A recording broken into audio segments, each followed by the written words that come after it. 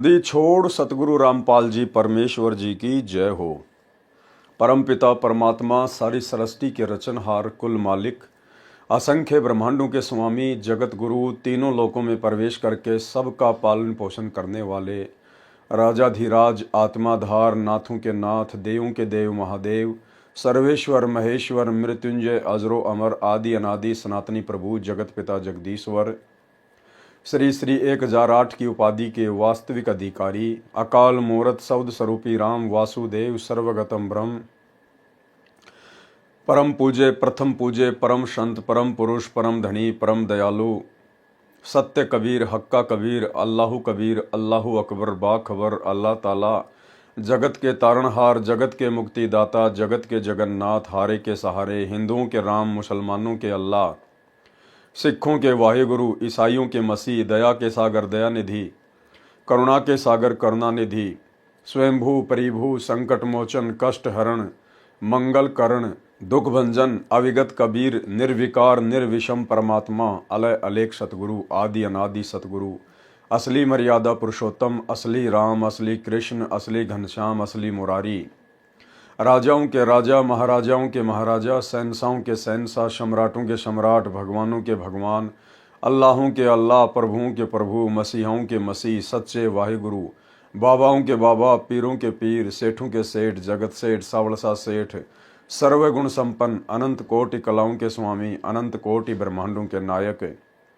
योगियों में महायोगी ध्यानियों में महाध्यानी सिद्धों में परम सिद्ध ज्ञानियों में तत्व ज्ञानी ब्रह्म ज्ञानी महाज्ञानी परम ज्ञानी सर्वश्रेष्ठ ज्ञानी विज्ञानी युवा कबीर समरथ कबीर असमवात अमित ओजा सच्चे रहनुमा करीम अल्लाह सुभान अल्लाह दुनिया के अंतिम पैगंबर 8 सितंबर 1951 से गांव धनाना जिला सोनीपत हरियाणा भारतवर्ष की पावन भूमि पे प्रकट रियल कल की भगवान श्री नारायण साकार हरि श्री बाबा साहेब शब्द स्वरूपी राम गरीब निवाज संत श्रोमणी सतगुरु रामपाल जी परमेश्वर जी के चरण कमल में साध संगति से जुड़े हुए देश विदेश से हम सभी सत्सेवक भाई बहनों का अनंत कोटि दंडवत प्रणाम। सत्साई भाई और बहनों, दया पूज्य गुरुदेव भगवान की सारी सृष्टि के मालिक की जिनकी विशेष वीआईपी रजा से कृपा से आप और हम सभी सत्सेवक भाई बहन कबीर सागर के सरलार्थ के माध्यम से जो वीडियो बन रहे हैं उन वीडियो को देख देख कर परमाणु से जो साबित किया जा रहा है कि धरती पर एकमात्र पूर्ण संत पूर्ण गुरु तत्वदर्शी संत पूर्ण ब्रह्म परमेश्वर सतगुरु रामपाल जी ही हैं। इन सब बातों से हमारा जो विश्वास दृढ़ हो रहा है, हम निरंतर भक्ति मार्ग पर आगे बढ़ रहे हैं। भाई और बहनों, 4 युगों से गुरुदेव भगवान कबीर परमेश्वर इसी प्रकार से आत्माओं को दृढ़ करने का प्रयास कर रहे हैं, परंतु सतयुग से लेकर कलयुग की प्रथम पीढ़ी तक कोई भी आत्मा गुरु को परमात्मा मानकर भक्ति नहीं करती है, इतनी दृढ़ नहीं हो पाती है, इसलिए मोक्ष से वंचित रह जाती है। इसलिए अंत में इस कलयुग की बिचली पीढ़ी में मोक्ष के प्राइम टाइम में गुरुदेव भगवान ने हमारी उस कमजोरी को हमसे दूर करना था, इसलिए परमेश्वर ने साध संगतियां शुरू करवाई है कि साध संगति से ही आपसी ज्ञान चर्चा से ही ये पुण्यात्माएं गुरु को परमात्मा के रूप में पहचान कर भक्ति मार्ग पर सफलता प्राप्त कर पाएंगे। इसलिए जो जो भाई बहन साध संगति से जुड़ चुके हैं उन भाई बहनों का ये परम सौभाग्य है कि परमेश्वर ने उनको इस कलयुग की बिचली पीढ़ी में पूर्ण मोक्ष के लिए चुना है और उन चुनिंदा आत्माओं को आगे की जानकारी उपलब्ध करवाने के लिए किस प्रकार से गुरु को परमात्मा मानना है, किस प्रकार से हमने भक्ति मार्ग पर दृढ़ होकर पतिव्रता पद पर निरंतर आगे बढ़ना है, इन समस्त जानकारियों के लिए फिर गुरुदेव ने उन चुनिंदा आत्माओं को साध संगति से जोड़ दिया। इसलिए इस कलयुग की बिचली पीढ़ी में यदि आप साध संगति से जुड़े हुए हैं, पूर्णतया मर्यादा में हैं, गुरु को परमात्मा मानते हैं, ज्ञान को आधार बनाकर भक्ति कर रहे हैं, तो भाई और बहनों, आप निश्चित तौर पर गुरुदेव भगवान के विशेष हंस हैं, उनकी विशेष आत्मा हैं। तो कबीर सागर के सरलार्थ के ऊपर वीडियो बनाने की श्रृंखला जारी है। इस श्रृंखला में आज हमारा ये 28वें नंबर का वीडियो है। और भाइयों और बहनों, हनुमान बोध के सारांश को लेकर वीडियो बन रहा है। पिछले पार्ट में आप और हम सभी भगत भाई बहनों ने जिस प्रकार से हनुमान बोध के सारांश से पढ़ा कि करे करावे साइयां मन में लहर उठा, दादू सिर दर जीव के आप बगल हो जा। इन ब्रह्मा विष्णु महेश की, इन देवी देवताओं की, उनके अवतारों की और पीर पैगंबरों की तो केवल फोकट में महिमा बनी हुई है आध्यात्मिक अज्ञानता के चलते।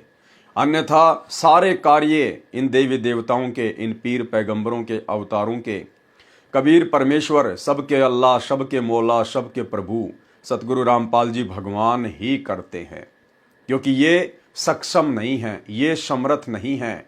समर्थ केवल एक ही शक्ति है, कबीर देव सतगुरु रामपाल जी भगवान।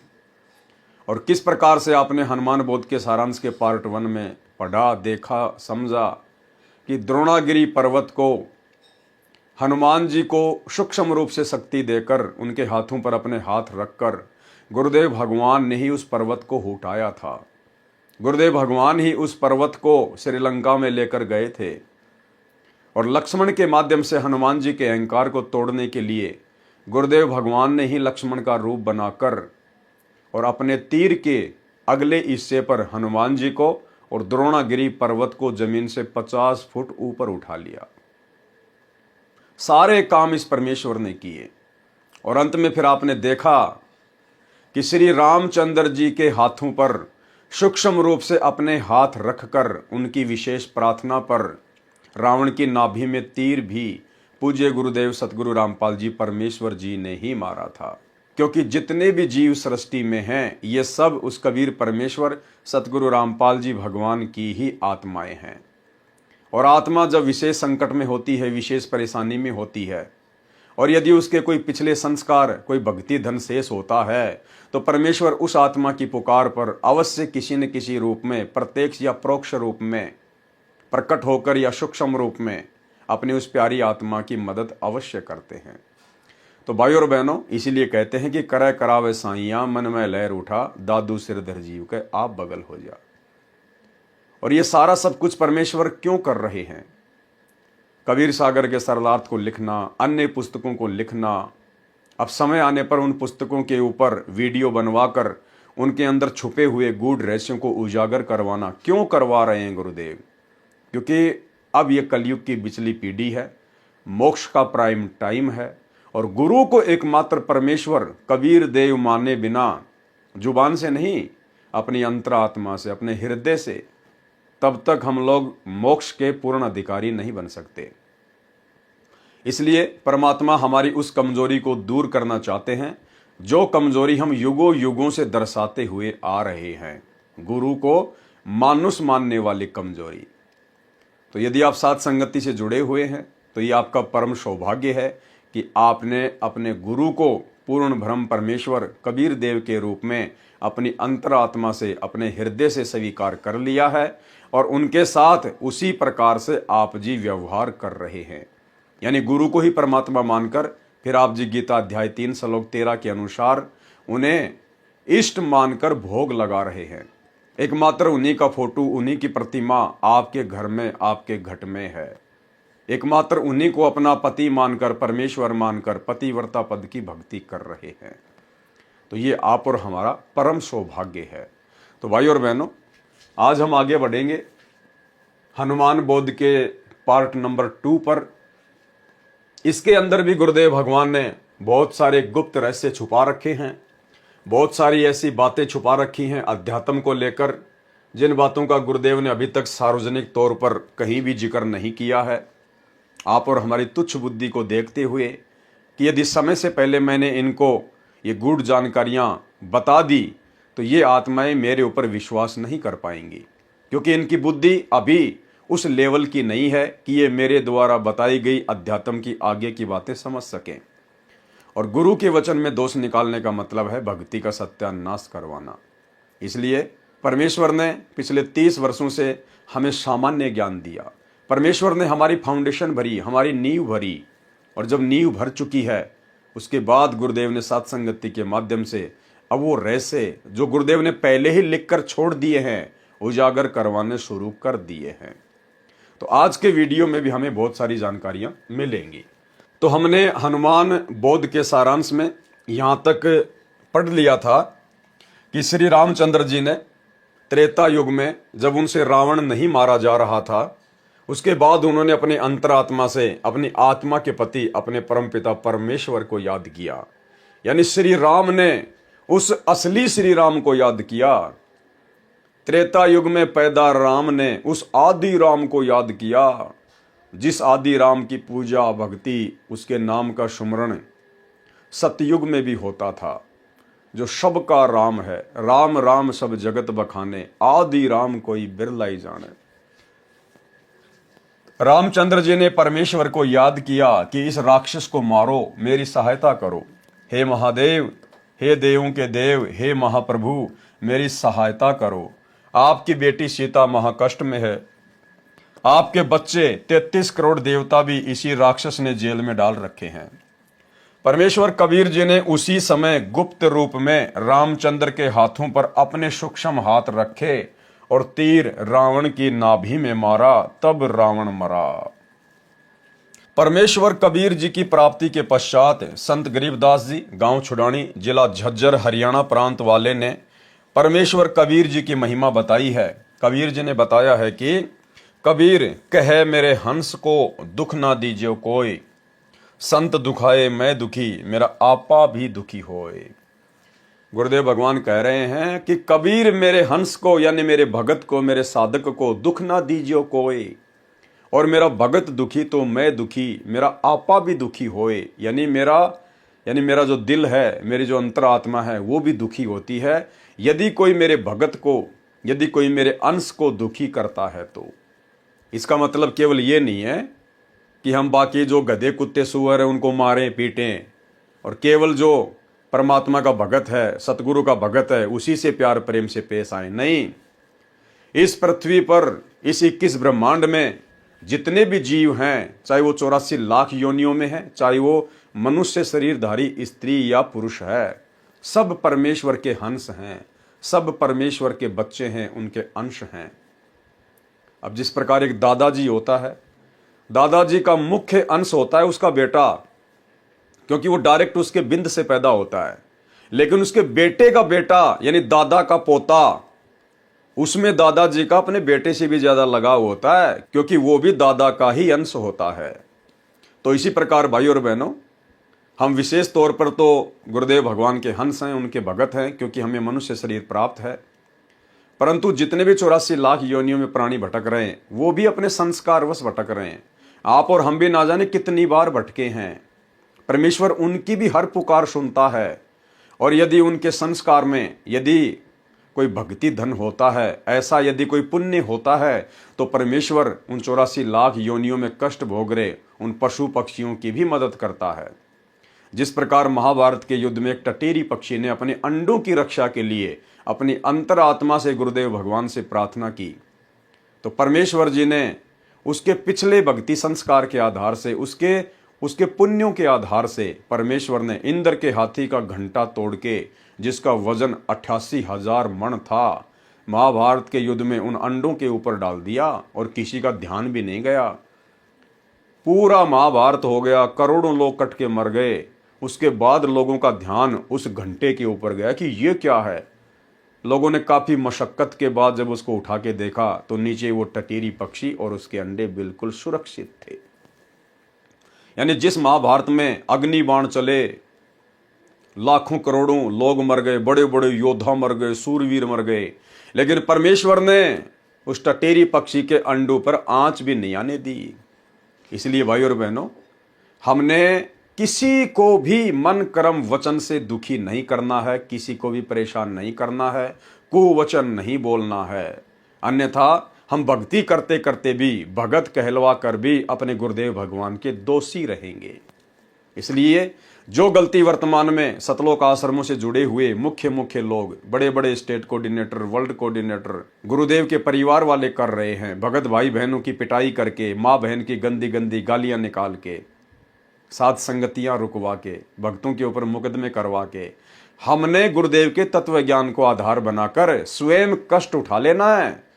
लेकिन हमने किसी को भी कष्ट मन कर्म वचन से नहीं पहुंचाना है। कबीरा आप ठगाइए और न ठगिए कोई, आप ठगाए सुख होत है और ठगे दुख होए। जो तोकू काटा बोवे ताको वो तू फूल, और तोए फूल के फूल है वाको है त्रिशूल। अन्यथा गुरुदेव भगवान ने फिर अपना विधान भी बता दिया, और परमेश्वर का विधान अटल होता है, अटल। परमेश्वर स्वयं भी उसको नहीं तोड़ते।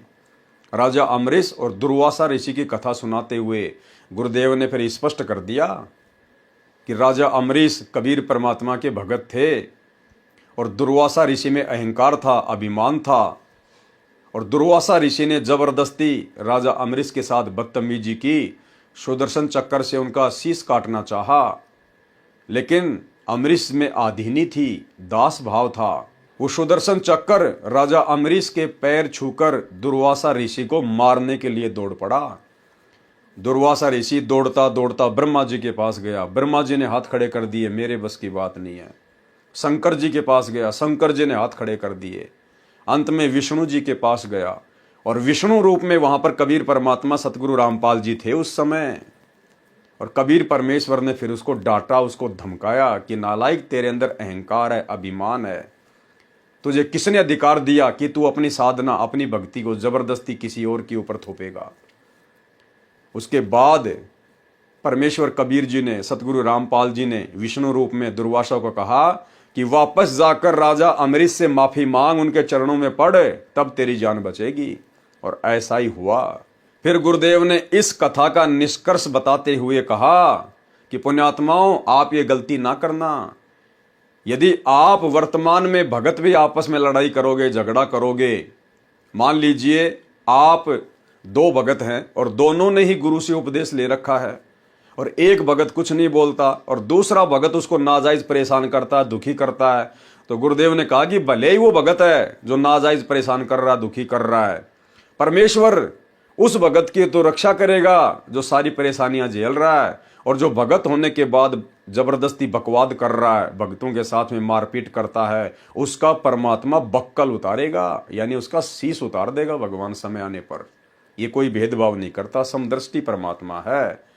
तो भाई, हम सत्सेवकों के साथ में सतलोक आश्रम मैनेजमेंट हरियाणा वालों ने, हमारे गुरु भाइयों ने, गुरुदेव के परिवार ने, इन कोऑर्डिनेटरों ने, वर्ल्ड कोऑर्डिनेटर ने जो बदतमीजियां की हैं, जो गंदगी फैलाई है परमात्मा के मार्ग में, साध संगति में, और साध संगतियां रुकवाकर जिस प्रकार ये भगवान के दोषी बने हैं, भक्तों के ऊपर झूठे मुकदमे करवाए, पुलिस वालों से पिटवाया, इन्होंने खुद पीटा, गालियां निकाली, धमकियों की गिनती नहीं।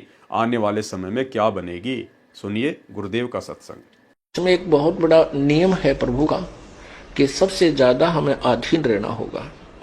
आप दो भक्त हैं, दोनों ने उपदेश ले रखा है, और तुम आपस में झगड़ा करते हो, और एक भक्त कुछ नहीं कहता, दूसरा उसको नाजायज परेशान करने की चेष्टा करता है, तो परमात्मा उस जो भक्त की रक्षा करेगा। और वो भी बेशक भक्त है जो बेमतलब बकवाद करके दूसरे को तंग कर रहा है भक्त को, तो उसको हानि पहुंचाएगा, जबकि दोनों भक्त ही है। तो भाई और बहनों, इस कथा का हमने सारांश समझ के चलना है। ये अंतिम बार परमात्मा हमें लास्ट चेतावनी दे रहे हैं अपने कर कमल से लिखित इन पुस्तकों के ऊपर वीडियो बनवा कर, कि आप लोगों ने भगत बनना पड़ेगा, भगत दास बनना पड़ेगा। दादा बन के, साहेब बन के तुम यहां से पार नहीं हो सकते। तो हम वो गलती ना करें जो गलती दुर्वासा ऋषि ने की। कबीर कहे मेरे हंस को दुख ना दीजिए कोई, संत दुखाए मैं दुखी मेरा आपा भी दुखी होए।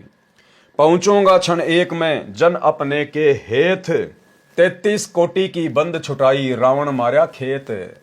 जो मेरे संत को दुखी करे वाका खोऊं वंश, और हिरणाकुश उदर विदारिया मैं ही मार्या कंस। राम कृष्ण कबीर के शहजादे, भक्ति हेत भय पियादे। लंका का राज्य रावण के छोटे भ्राता विभीषण को दिया गया। विभीषण दास था, उसके अंदर आधीनी थी, विनम्रता थी, और वो कबीर परमेश्वर की शरण में पहले ही आ चुका था। जब त्रेता युग में कबीर परमात्मा सतगुरु रामपाल जी मुनिंद्र ऋषि के रूप में गए हुए थे, तो विभीषण नाम दीक्षा प्राप्त कर चुका था अपनी भाभी मंदोदरी के कहने पर। इसलिए जिस लंका के लिए रावण ने इतने खाड़े किए, इतने पाप कमाए, वो लंका भी अंत में रावण के हाथ से निकल गई और कुत्ते वाली मौत मरा, क्योंकि उसमें आधीनी नहीं थी और अहंकार गुरुदेव को बिल्कुल भी पसंद नहीं है। वो लंका भी परमेश्वर ने विभीषण को दी, वहां का राज्य दिया। लंका का राज्य रावण के छोटे भ्राता विभीषण को दिया। सीता की अग्नि परीक्षा श्री राम ने ली। यदि रावण ने सीता मिलन किया है तो अग्नि में जलकर मर जाएगी। यदि सीता पाक साफ है तो अग्नि में नहीं जलेगी। सीता जी अग्नि में नहीं जली। उपस्थित लाखों व्यक्तियों ने सीता माता की जय बुलाई। सीता सती की पदवी पाई। रावण का वध आसोज मास की शुक्ल पक्ष की 10वीं को हुआ था। 2 शिक्षाएं भाई और बहनों। रावण पर विजय प्राप्त करने के बाद में श्री रामचंद्र जी तो सीता जी को साथ में लिए बिना ही वापस अयोध्या जा रहे थे। ये वाल्मीकि रामायण में गीता प्रेस गोरखपुर से प्रकाशित वाली में साफ साफ लिखा हुआ है। श्री रामचंद्र जी तो अशोक वाटिका में सीता जी से मिलने भी नहीं गए। रावण को मारने के बाद वो तो वापस अयोध्या जा रहे थे। सीता ने दौड़कर हाथ जोड़े कि प्रभु, ये स्वामी, मुझे क्यों छोड़कर जा रहे हो। श्री रामचंद्र जी ने कहा कि आप मेरे लायक नहीं हैं, क्योंकि श्री रामचंद्र जी को, विष्णु अवतार को, अपनी औरत पर विश्वास नहीं था। श्री रामचंद्र जी के मन में दोष था कि अवश्य सीता रावण के संपर्क में आ चुकी है, रावण के साथ में शारीरिक मिलन कर चुकी है। लेकिन सीता ने बहुत मना किया, फिर भी रामचंद्र जी ने उसकी बात नहीं मानी। अंत में जितने भी बड़े बड़े महापुरुष थे, हनुमान जैसे, जामवंत जैसे, सुग्रीव जैसे, अंगद जैसे, उन सब ने श्री रामचंद्र जी से प्रार्थना की कि महाराज ऐसा ना कीजिएगा। जिस देवी के लिए आपने करोड़ों लोग मरवा दिए और अब आप उसको यही छोड़कर जा रहे हो, कि रावण को मारने का औचित्य क्या था। उसके बाद एक शर्त पर श्री रामचंद्र जी ने सीता को वापस अपने साथ अयोध्या ले चलने के लिए यश की कि मैं इसकी अग्नि परीक्षा लूंगा। यदि ये जलकर नहीं मरेगी तो मैं समझूंगा ये पाक साफ है, तब मैं इसको अयोध्या लेकर जाऊंगा।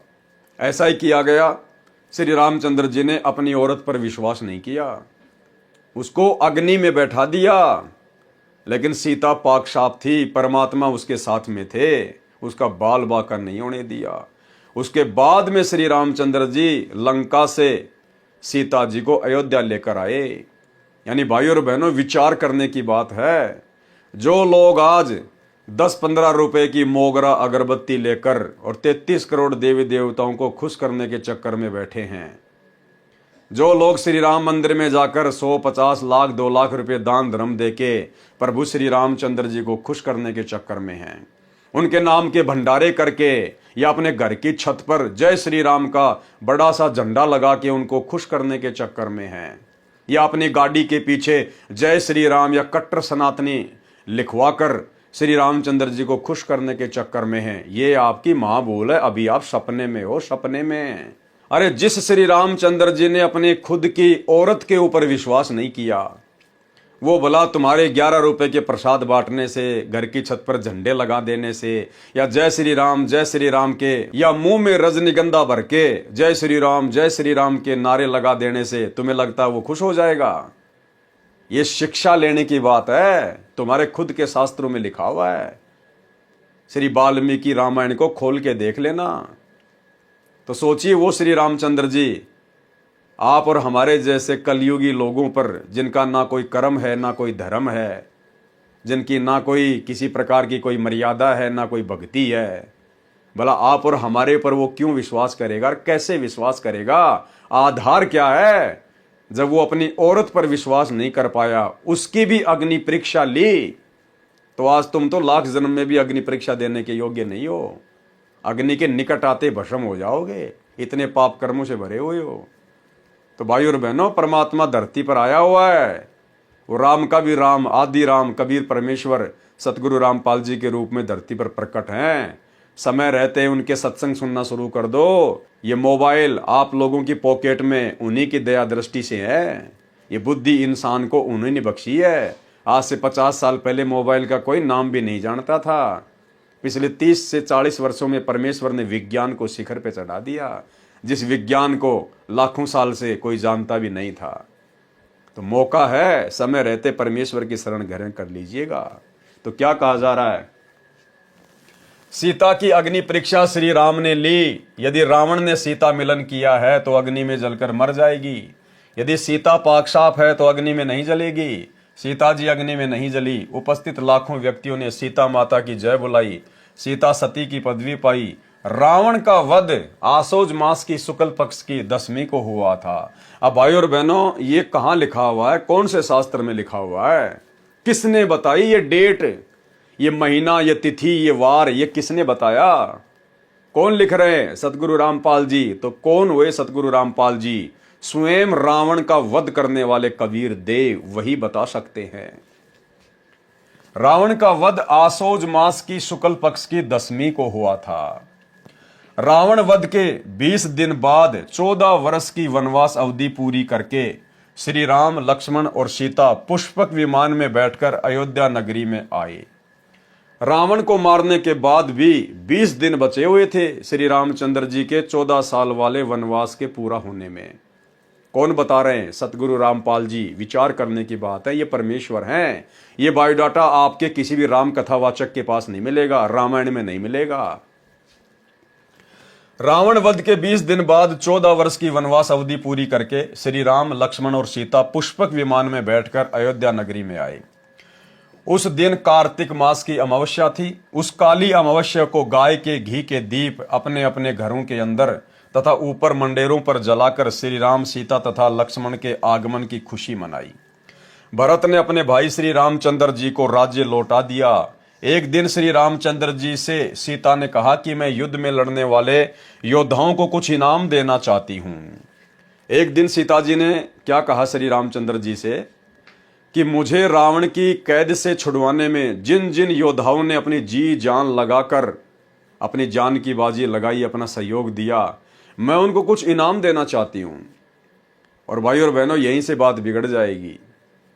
देखना, उस हनुमान जी ने, जिन्होंने अपना सर्वस्व सीता जी को छुड़ाने के लिए श्री रामचंद्र जी के चरणों में सौंप दिया, जिन्होंने अपनी जान की बाजी लगा दी, बढ़ चढ़कर उन्होंने सारे काम किए, उस हनुमान जी की सीता जी ने भरी सभा में किस प्रकार से बेइज्जती की। क्योंकि भाई और बहनों, ये राम, सीता, ये राधे राधे, श्री कृष्ण, 33 करोड़ देवी देवता, ब्रह्मा विष्णु महेश, ये केवल जीव हैं। ये भगवान नहीं हैं जो भगत की श्रद्धा का सम्मान कर सकें, जो भगत के भाव की कदर कर सकें। भगत की श्रद्धा भाव की कदर तो भगवान करता है, परमेश्वर कबीर देव, सतगुरु रामपाल जी। और किस प्रकार से भरी सभा में सबके सामने सीता जी ने श्री हनुमान जी को जानवर कहकर संबोधित किया, जानवर कहकर। यानी ये शिला मिला, ये परिणाम मिला इतने संघर्ष का, इतने समर्पण का श्री हनुमान जी को। एक दिन श्री रामचंद्र जी से सीता ने कहा कि मैं युद्ध में लड़ने वाले योद्धाओं को कुछ इनाम देना चाहती हूं। इनाम में सीता जी ने हनुमान जी को अपने गले से सच्चे मोतियों की माला निकालकर दे दी तथा कहा, हे हनुमान, ये अनमोल उपहार मैं आपको दे रही हूं, बहुत संभाल कर रखना। हनुमान जी ने उस माला का मोती तोड़ा, फिर फोड़ा, फिर दूसरा। देखते देखते सब मोती फोड़कर जमीन पर फेंक दिए। सीता जी को हनुमान जी का ये व्यवहार अच्छा नहीं लगा। क्रोध में भरकर कहने लगी, हे मूर्ख, ये क्या कर दिया? ऐसे अनमोल माला का सर्वनाश कर दिया। तू वानर का वानर ही रहा, तू बंदर का बंदर ही रहा, यानी जानवर का जानवर ही रहा। चला जा मेरी आंखों के सामने से। ये वो वर्ड हैं जो वर्ड सीता जी ने अपने मुख से बोले थे। सेम टू सेम वर्ड यहां पर कबीर परमेश्वर सतगुरु रामपाल जी ने लिखे हैं। तो कितना बड़ा सिला मिल गया हनुमान जी को, कितना बड़ा परिणाम मिल गया हनुमान जी को। अरे श्री राम और सीता का हनुमान जी से बड़ा तो इस कलयुग में कोई भगत नहीं है ना। जितने भी भाई बहन हैं उनकी नजरों में हनुमान जी से बड़ा तो श्री राम और सीता जी का कोई भगत है ही नहीं। जब इतने बड़े भगत को उसके त्याग, उसके समर्पण का ये परिणाम मिला, बेइज्जती, जानवर का जानवर रहा, गाली। तो ये वर्तमान के भगत, श्री रामचंद्र जी के भगत, माता सीता जी के भगत, अपने आप को कट्टर सनातनी, कट्टर हिंदू कहने वाले, गाड़ियों के ऊपर जय श्री राम लिखवाने वाले, घर की छतों पर जय श्री राम के झंडे लगाने वाले, भाई और बहनों, तुम तो हो ही क्या उस हनुमान जी के आगे, उसके बाल के बराबर भी नहीं हो, बाल के बराबर भी। तो तुम क्या उम्मीद लेकर भक्ति कर रहे हो? तुम्हें क्या मिलेगा जब हनुमान जी को ये मिला? क्या कहा सीता जी ने? क्रोध में भरकर कहने लगी कि हे मूर्ख, ये क्या कर दिया? ऐसी अनमोल माला का सर्वनाश कर दिया। तू वानर का वानर ही रहा, चला जा मेरी आंखों के सामने से। उस समय श्री रामचंद्र जी भी सीता जी के साथ ही सिंहासन पर विराजमान थे। उन्होंने भी हनुमान के इस व्यवहार को अच्छा नहीं माना और चुप रहे। श्री रामचंद्र जी ने मुंह से तो कुछ नहीं बोला, लेकिन जब सीता ये बात कह रही थी तो उनको बड़ा अच्छा लग रहा था कि हां सीते, तूने बिल्कुल सही कहा, ये वानर का वानर ही है। इतनी महंगी माला को तोड़ दिया इसने। भाई और बहनों, श्री हनुमान जी की भक्ति की, उसके त्याग की, उसके समर्पण की श्री रामचंद्र और सीता ने कोई मान मर्यादा नहीं रखी, कोई मान मर्यादा। लेकिन हनुमान अपने आप में भगत था, वो सच्चा सेवक था। और आगे चलकर कबीर परमेश्वर मुनिंद्र ऋषि के रूप में हनुमान जी को मिले, और उसके अंदर जो भगत वाले गुण थे, परमेश्वर ने उन भगत वाले गुणों के आधार से उसे अपनी शरण में लिया। असल परिणाम मुनिंद्र ऋषि जी ने दिया। हनुमान जी की वीरता, उसके दास भाव, उसके त्याग, उसके समर्पण की जो वैल्यू थी, वो कबीर परमेश्वर सतगुरु रामपाल जी ने समझी, और परमेश्वर ने उसको वो अनमोल वस्तु बख्श दी जो अनमोल वस्तु श्री रामचंद्र जी के पास भी नहीं थी। उन्हें 3 लोक की सर्वश्रेष्ठ संपत्ति, उनको अपना नाम दिया, अपना उपदेश दिया, अपना भगत बनाया।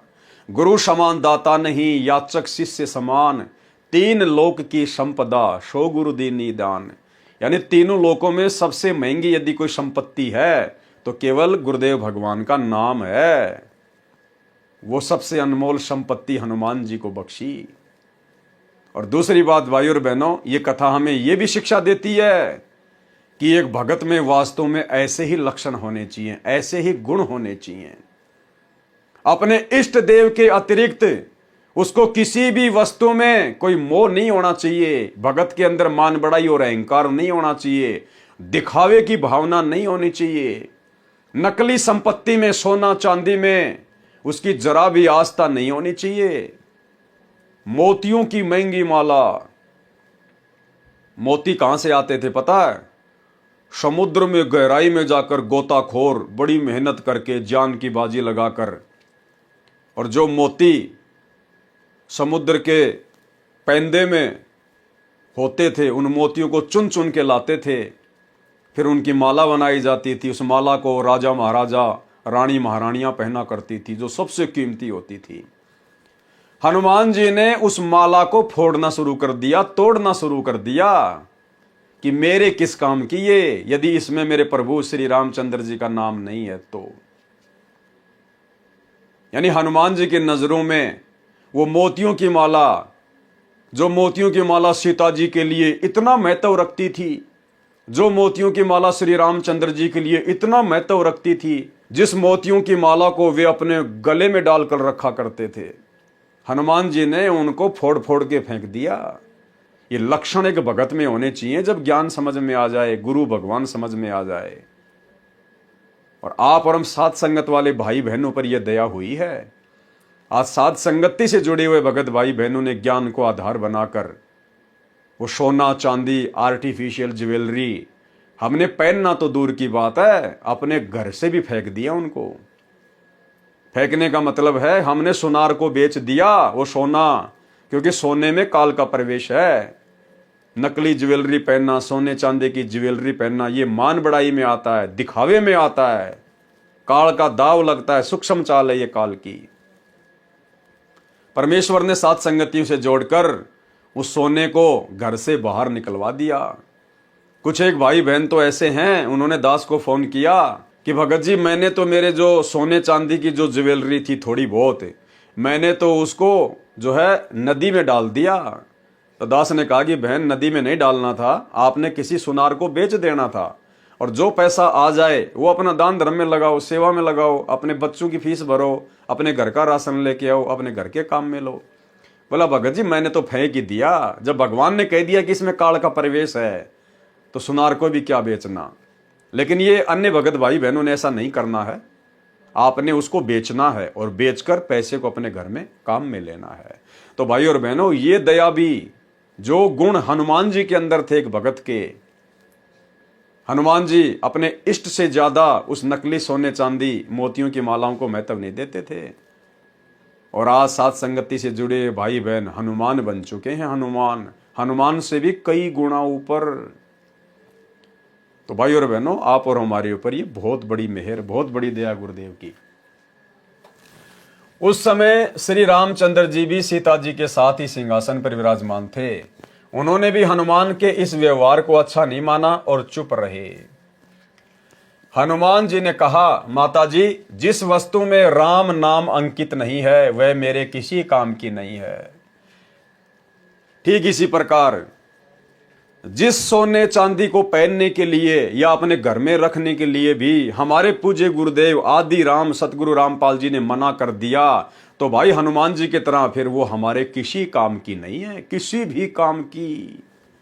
और गुरुदेव ने अपने सत्संग में स्पष्ट आदेश दे रखा है सोने के विषय में कि पुण्यात्माओं, ये तो खाम खा का सिर का दर्द है, ये सोना तो घर में भी नहीं रखना चाहिए। पहनना तो दूर की बात है, नाक में डाल लिया, कान में डाल लिया, 36 आडंबर। इस सोने को तो घर में भी नहीं रखना चाहिए, घर में भी। अर्थात सतगुरु रामपाल जी परमेश्वर जी का आदेश है कि सोना तो भगत के घर में भी नहीं रहना चाहिए। लेकिन जो भाई बहन ऐसे हैं जिनके ऊपर घर वालों का प्रेशर है, दबाव है, वो सोना बेचने नहीं देते हैं, चांदी बेचने नहीं देते हैं, तो आप जियो ने संघर्ष करना पड़ेगा। आपने कम से कम उसको पहनना छोड़ना पड़ेगा। घर वाले यदि उसको बेचने नहीं दे रहे हैं तो आपने अपने शरीर पर उस सोने चांदी को धारण नहीं करना है। भले 2 थप्पड़ खाने पड़े, गालियां खानी पड़े, बेइज्जती सहन करनी पड़े, इतना तो आपने करना पड़ेगा यदि अपने घर से बाहर नहीं कर सकते हैं तो। सुनिए गुरुदेव का सत्संग। भक्ति बिना क्या होते हैं ये भरम रहा संसारे, रति कंचन पाया नहीं रावण चलती बार। सर्व सोने की लंका थी, किसा को बद्दी था करके भक्ति सिद्धि प्राप्त रिद्धि प्राप्त करके, और सोने की लंका जैसे हम गारा की ईंट पका के और मकान बनाते हैं, वो सोने की ईंट बना के, छोटी छोटी ईंटें होती थी पहले, और उनसे सोने ही की वो गारा बना के और महल बनवा रखे थे उसने। इतना धनी था। और आप दौरे मुश्किल से 50-20 ग्राम 20 तोले सोना होगा थर दौरे, बड़ा बड़ा सेठ होगा जिस पर 20-30-40 तोले सोना हो गया। कहते वो रति नहीं लेके गए, ग्राम भी नहीं ले जा सका, तुम कहां ले जा सकोगे और के कला तोड़ दोगे 40 तोले सोने में। ये तो खाम खागा सर दर्द है। सोना तो घर में बना रखना चाहिए आपने, और ना इसको पहनना चाहिए। क्या फायदा, कान में डाल लिया, नाक में डाल लिया, 36 पंगे कड़े बना लिए। परमात्मा ने इतना सुंदर शरीर दे रखे, इस पर आडंबर करने की कति जरूरत नहीं। इसे भगवान रुष्ट होता है। भगवान की भक्ति करें, चाहे किसा भी शरीर है, काला है, गोरा है, जैसा भी मालिक ने दिया है, इसमें हम परमात्मा पा सकते हैं। इस काया का गर्व ना करियो के काला के गोरा रे, और बिना भजन कुछ काम नहीं आवे, चाहे एतर छड़को चारों हो रे। तो पुण्यात्माओं, धीरे धीरे, क्योंकि हम इतने इस सामाजिक माहौल में हम इतने गहरे चले गए कि वहां से वापस आना अपनी पटरी पे हमारे लिए कठिन हो रहा है। हम दलदल में धस गए। लेकिन परमात्मा का सहारा आपको एक क्रेन का काम करेगा। तो भाई और बहनों, अब हमने अपने गुरुदेव की प्रत्येक आज्ञा का पालन करना पड़ेगा। नियम मर्यादा चाहे उन्होंने हमें नाम दीक्षा के समय फार्म पर लिख कर दी हो, या चाहे अपने सत्संगों में गुरुदेव भगवान ने हमें समझाई हो। और गुरुदेव ने तो यहां तक स्पष्ट कर दिया कि पुण्यात्माओं, जैसे जैसे तुम भक्ति मार्ग पर आगे बढ़ोगे, तुम्हें ये हर बातें समझ में आने लग जाएंगी। मर्यादा केवल इतनी नहीं है जो तुम्हारी को प्रथम नाम के समय 11 नियम दे दिए, सतनाम के समय 34 नियम दे दिए। गुरुदेव कहते हैं जैसे जैसे तुम लोग सत्संग सुनते चले जाओगे, तुम्हें जानकारी होती चली जाएगी। और गुरुदेव ने स्पष्ट कर दिया कि कुछ मर्यादा तो तुम्हें फोरम पर लिख कर दे दी है, कुछ मर्यादा जब तुम सत्संग सुनोगे तब पता चलेंगी, और कुछ मर्यादाएं तुम वैसे भी कॉमन सेंस से भी समझने लग जाओगे। तो भाई और बहनों, कॉमन सेंस से समझना और गुरुदेव के सत्संगों में जो सांकेतिक रूप में उनको समझना, ये केवल सत्सेवकों के ऊपर दया हुई है, सत्सेवकों के ऊपर। सुनिए गुरुदेव का सत्संग। तो हमने फाउल नहीं होना। फाउल पॉइंट अब धीरे धीरे आपके समझ में आ जाएंगे, कुछ कथाओं के माध्यम से और कुछ इस फार्म के ऊपर जो लिखे होते हैं, इसमें भी हमने कुछ लिखे हैं। कुछ आप वैसे कॉमन सेंस से भी समझ जाओगे कि ऐसे ऐसे होता है। तो भाई और बहनों, अब हमने इस कलयुग की बिचली पीढ़ी में अपने गुरुदेव भगवान को प्राप्त करना है, यानी उनके साथ हमने सतलोक चलना है, और हमने उनकी हर प्रकार की मर्यादाओं को फॉलो करना है, ना केवल फोरम पर लिख दी गई उन्हीं मर्यादाओं को, सत्संगों में जो संकेत कर दिए परमात्मा ने। और यदि हमारी समझ में बात आ गई, उसी दिन से हमने उसको पत्थर की लकीर समझकर चलना है। और इन सतलोक आश्रमों में तो जो मोटी मोटी मर्यादा गुरुदेव भगवान ने जो प्रथम मंत्र में दे रखी है, इनसे तो वो भी नहीं निभाई जा रही। 90% माता बहनें आज भी इन आश्रमों में आने वाली हार श्रृंगार करके आती हैं, सोने चांदी के आभूषण पहन के आती हैं। रमेणी के समय, शादी के समय हमारी गुरु बहनें सोने चांदी से पीली हो रखी हैं, मेकअप करती हैं। भाई और बहनों, हम क्या संदेशा दे रहे हैं? हम क्या संदेशा दे रहे हैं समाज को? और फिर कहते हैं दहेज मुक्त शादियां। अरे अपने बाप से दहेज लेके वो 3, 4, 5 लाख रुपए का सोना पहन के तो रमेणी कर रही है, शादी कर रही है, फिर कह रही है कि मेरी रमेणी दहेज मुक्त है। अरे आप तो अपने बाप से दहेज ले चुकी हैं, सोने के रूप में, चांदी के रूप में। तो भाई और बहनों, ये दया भी गुरुदेव की आप और हम साथ संगति से जुड़े हुए भगत भाई बहनों के ऊपर ही हुई है। हनुमान जी ने कहा, माता जी, जिस वस्तु में राम नाम अंकित नहीं है वह मेरे किसी काम की नहीं है। मैंने मोती फोड़कर देखे, इनमें राम नाम नहीं निकला, इसलिए मेरे काम की नहीं है। सीता जी ने कहा, क्या तेरे शरीर में राम नाम लिखा है? फिर इस शरीर को किस लिए साथ लिए है? इसको फेंक दे फाड़कर। उसी समय हनुमान जी ने अपना सीना चाक कर दिया, यानी चीर कर दिखाया। उसमें राम राम लिखा था। उसमें श्री रामचंद्र जी का फोटो नहीं था। ये फोटो तो फालतू में वर्तमान के अज्ञानी साधु संत महात्मा मंडलेश्वर शंकराचार्य राम कथावाचक, जिनको झूठी महिमा अपनी रोजी रोटी के लिए श्री रामचंद्र जी की बनानी है, ये लोग उन फोटोओं में श्री राम और सीता की तस्वीर दिखाते हैं। नहीं, गुरुदेव कह रहे राम राम लिखा था, और वो राम राम वो राम नहीं था जो वहीं पर बैठा हुआ था, सीता का पति ना। वो दशरथ पुत्र श्री रामचंद्र जी तो श्री हनुमान जी से नाराज था। जब सीता के द्वारा दी गई मोतियों की माला हनुमान जी ने फोड़ी, तो अंदर ही अंदर श्री रामचंद्र जी खुश हो रहे थे कि सीता तूने बहुत अच्छा किया, हनुमान जी ने जो किया ये गलत किया। तो भला उस राम का नाम कैसे हनुमान जी के सीने में आ जाएगा? भाई और बहनों, वो आदि राम, सबका राम, राम का भी राम, राम राम शब जगत बखाने, आदि राम कोई बिरला जाना है। वो उस कबीर परमेश्वर सतगुरु रामपाल जी का शक्ति बोधक नाम है, उनका उपमात्मक नाम है राम। इसलिए वहां पर राम लिखा हुआ आया था, ना कि दशरथ पुत्र का नाम। इसको फेंक दे फाड़ कर। उसी समय हनुमान जी ने अपना सीना चाक कर दिखाया, उसमें राम राम लिखा था। हनुमान जी उसी समय अयोध्या त्याग कर वहां से कहीं दूर चले गए, और हनुमान जी उसी समय अयोध्या को छोड़कर श्री राम और सीता की इस हरकत से दुखी होकर कि चलो सीता ने तो कह दिया सो कह दिया, लेकिन जिस श्री रामचंद्र जी के लिए मैंने अपना तन मन धन अपने प्राण न्यौछावर कर दिए, वो श्री रामचंद्र भी चुपचाप मूक दर्शक बन के देख रहा है, अपनी औरत का ही समर्थन कर रहा है। उसी समय हनुमान जी श्री रामचंद्र जी से दुखी होकर उनके व्यवहार से दुखी होकर और उसी समय मायूस होकर अयोध्या त्याग कर चले गए थे। यह है असली कहानी, असली राम कहानी। दुनिया चले ना श्री राम के बिना, राम जी चले ना हनुमान के बिना। हनुमान जी राम का तो अलग अलग बंटवारा हो गया था उसी समय। हनुमान जी उसी समय अयोध्या त्याग कर वहां से कहीं दूर चले गए। श्री रामचंद्र जी अपनी अयोध्या नगरी की जनता के दुख दर्द जानने के लिए गुप्त रूप से रात्रि के समय वेश बदलकर घूमा करते थे। कुछ वर्ष उपरांत जब राजा रामचंद्र जी रात्रि में अयोध्या की गलियों में विचरण कर रहे थे, एक घर से ऊंची ऊंची आवाज आ रही थी। राजा रामचंद्र जी ने निकट जाकर वार्ता सुनी। एक धोबी की पत्नी झगड़ा करके घर से चली गई थी। वह 2-3 दिन अपने बहन के घर रही, फिर लौट आई।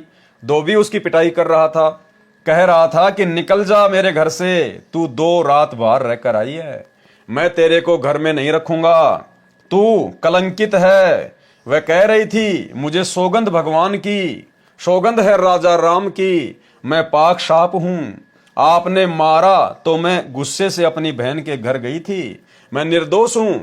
तो धोबी ने क्या कहा? धोबी ने कहा कि मैं दशरथ पुत्र रामचंद्र नहीं हूं जो अपनी कलंकित पत्नी को घर ले आया है, जो वर्षों रावण के साथ रही थी। अयोध्या नगरी के सब लोग लुगाई चर्चा कर रहे हैं, क्या जीना है ऐसे व्यक्ति का जिसकी पत्नी अपवित्र हो गई हो। राजा राम ने धोबी के मुख से यह बात सुनी तो कानों में मानो गरम तेल डाल दिया हो। इसको कहते हैं भाई और बहनों लोक लाज। ये लोक लाज भक्ति मार्ग में, परमात्मा की प्राप्ति में, मोक्ष प्राप्ति में सबसे बड़ी बाधा है। श्री रामचंद्र जी को उसी समय अपने मान सम्मान की, अपनी इज्जत की, अपनी कुल मर्यादा की चिंता हो गई कि तेरे विषय में तो अयोध्या की जनता ऐसी ऐसी बातें सोच रही है, तेरा तो जीना ही हराम है। वापस घर पे आ गया और दूसरे ही दिन सीता जी को, जो कि गर्भवती थी, उसको अयोध्या से जंगल में निकाल दिया, सिर्फ इस बात के कारण कि अयोध्या के लोग मेरे बारे में क्या सोच रहे हैं, मेरी तो इज्जत पे बाट लग गया।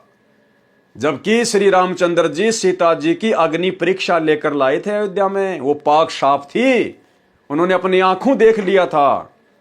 उसके बावजूद भी श्री रामचंद्र जी ने अपनी पत्नी की कोई इज्जत नहीं की, उन्हें अपनी पत्नी की कोई फिक्र नहीं रही।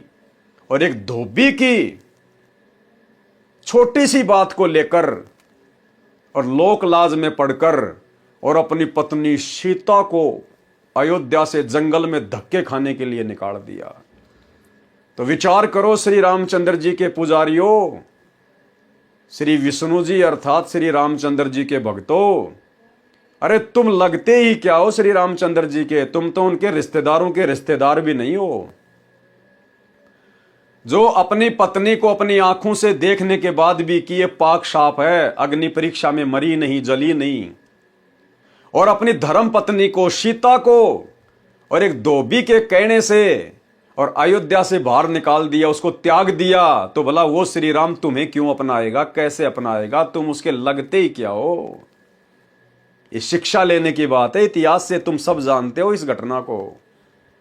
इसलिए भाई और बहनों, असली श्री रामचंद्र जी के पैर पकड़ो, असली आदि राम की भक्ति करो, जो वर्तमान में धरती पर संत रामपाल जी के रूप में प्रकट हैं।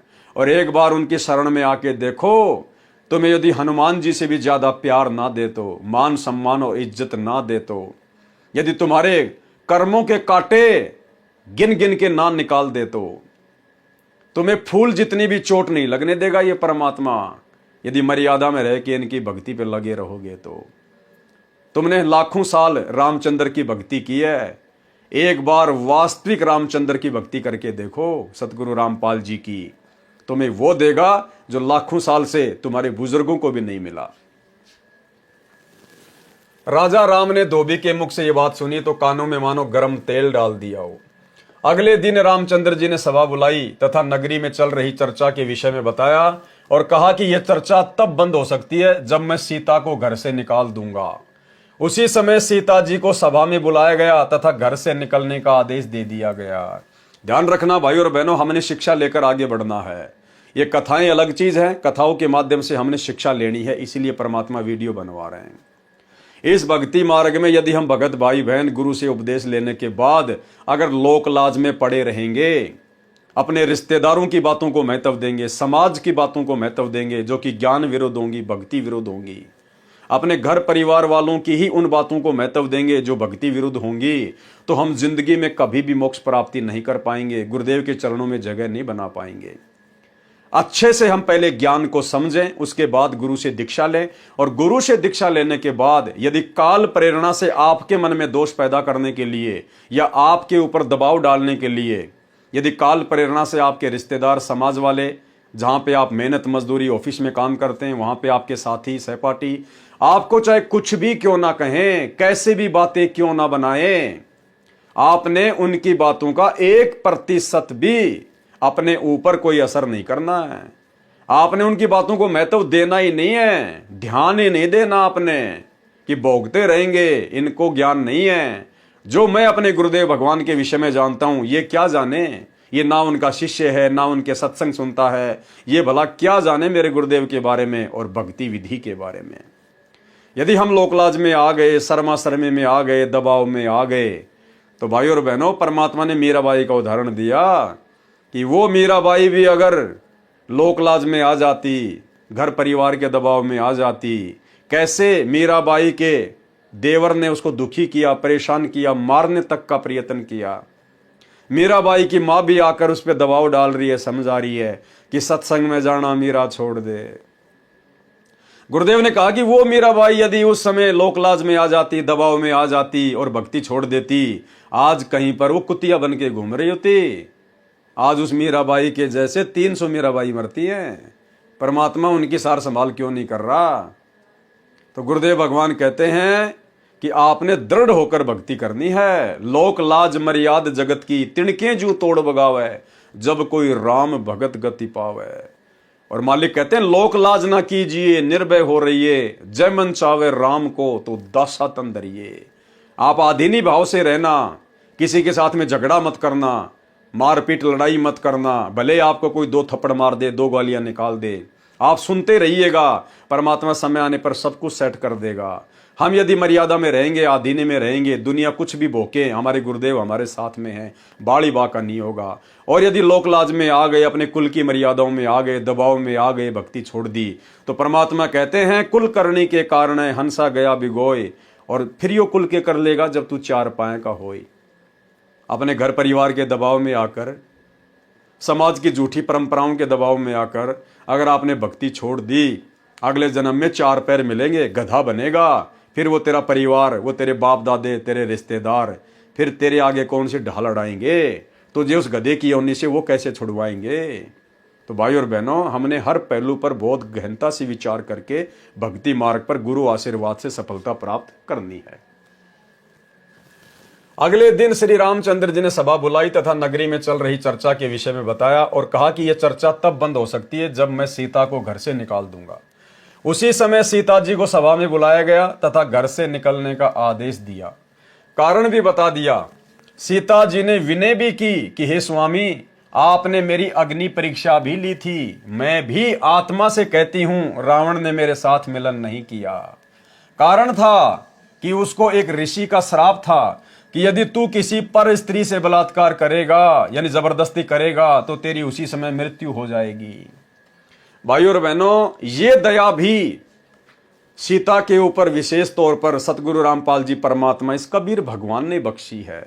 क्योंकि ये राम, सीता, 33 करोड़ देवी देवता, ये जितने बड़े बड़े जो ये पदों पर बैठे हुए हैं, ये अपनी भक्ति के प्रतिफल में बैठे हुए हैं। कौन सी भक्ति? इस कलयुग की पिछली पीढ़ी में सतगुरु रामपाल जी की भक्ति, सतनाम की कमाई। लेकिन काल प्रेरणा से मर्यादा टूट गई, गुरु विमुख हो जाते हैं, फिर काल के हत्थे लग जाते हैं। तो सतगुरु रामपाल जी परमेश्वर को, अंतर्यामी कबीर देव को इस बात का पता था कि मेरी उस प्यारी आत्मा के साथ में त्रेता युग में ऐसे ऐसे घटना घटेगी। और वो रावण तो राक्षस है, दुष्ट व्यक्ति है, जिसने 33 करोड़ देवी देवताओं को अपने कैद में डाल लिया। दया नाम की चीज नहीं। वो फूल जैसी सीता को भला कैसे छोड़ेगा जब उसको किडनैप करके लेके जाएगा? वो उसके साथ में बलात्कार करेगा, जबरदस्ती करेगा। इसलिए सतगुरु रामपाल जी परमेश्वर जी की प्रेरणा से एक ऋषि के द्वारा पहले ही रावण को श्राप मिल चुका था, अगर तू किसी पर स्त्री के साथ में जबरदस्ती करेगा, बलात्कार करेगा, शारीरिक मिलन करेगा उसकी रजा के बिना, तो भाई तेरी उसी समय मृत्यु हो जाएगी। परमेश्वर ने पहले ही रावण को बांध दिया था, अन्यथा वो रावण तो सीता जी के परकच्चे उड़ा देता। सीता जी ने विनय की कि हे स्वामी, आपने मेरी अग्नि परीक्षा भी ली थी, मैं भी आत्मा से कहती हूं रावण ने मेरे साथ मिलन नहीं किया। कारण था कि उसको एक ऋषि का श्राप था कि यदि तू किसी पर स्त्री से बलात्कार करेगा तो तेरी उसी समय मृत्यु हो जाएगी, यदि पर स्त्री की सहमति से मिलन करेगा तो ऐसा नहीं होगा, जिस कारण से रावण मुझे छू भी नहीं सका मिलन के लिए। हे प्रभु, मैं गर्भवती हूं, ऐसी स्थिति में कहां जाऊंगी। रावण जैसे व्यक्तियों का भाव नहीं है। रामचंद्र जी आदेश देकर सभा छोड़कर चले गए। सीता जी के बारंबार इतनी विनती करने के बावजूद भी श्री रामचंद्र जी ने सीता की एक बात नहीं मानी और अपनी धर्म पत्नी को अनदेखा करके सभा छोड़ के चले गए। और भाइयों और बहनों, असली रामचंद्र, असली आदि राम सतगुरु रामपाल जी, कबीर भगवान, आप और हमने कितनी बड़ी गलती की थी। सीता ने तो कोई गलती भी नहीं की, पाक साफ थी। आप और हम तो सतलोक में अपने बाप से धोखा करके आए थे, उनके साथ में धोखा करके, और यहां आने के बाद भी उन्होंने करोड़ों बार अपनी शरण में लिया, हमें उपदेश दिया, अपना भगत बनाया, शिष्य बनाया, शिष्या बनाई।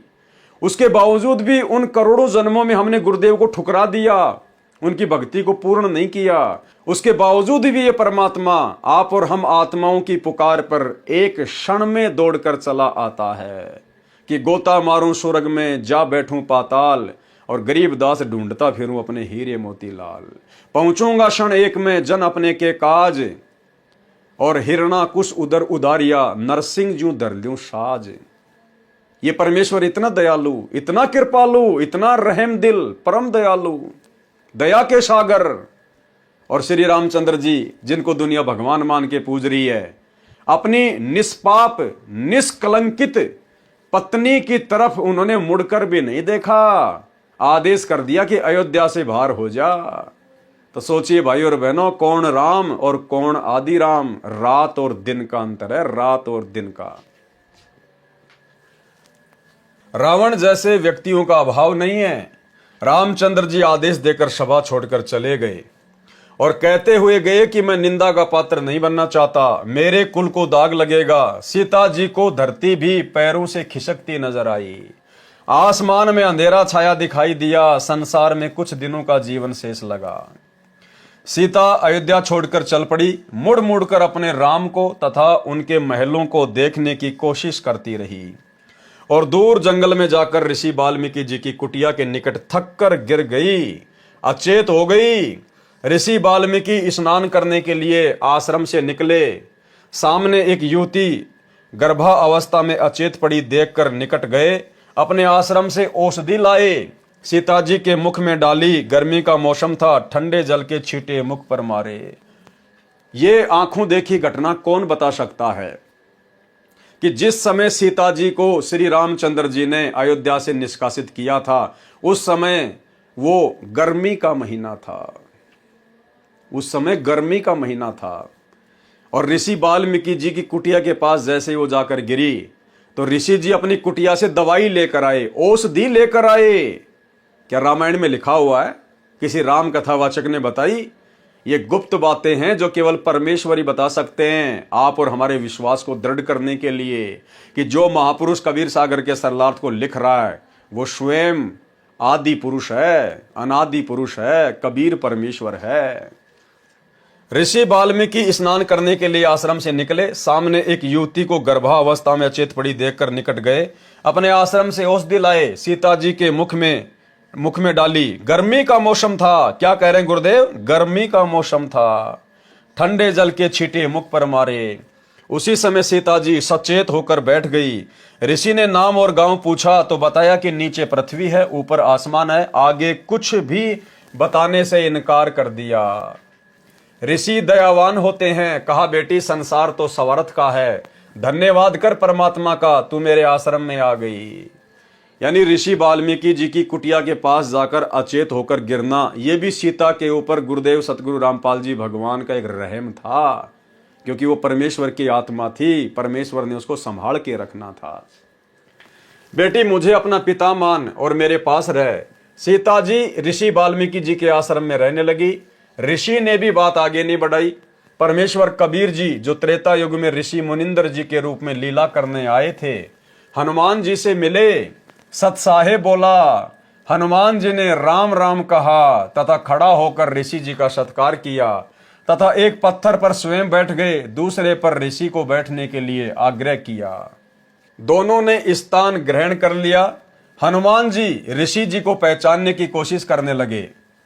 ऋषि जी ने कहा, क्या सोच रहे हो हनुमान, मैं वही ऋषि हूं।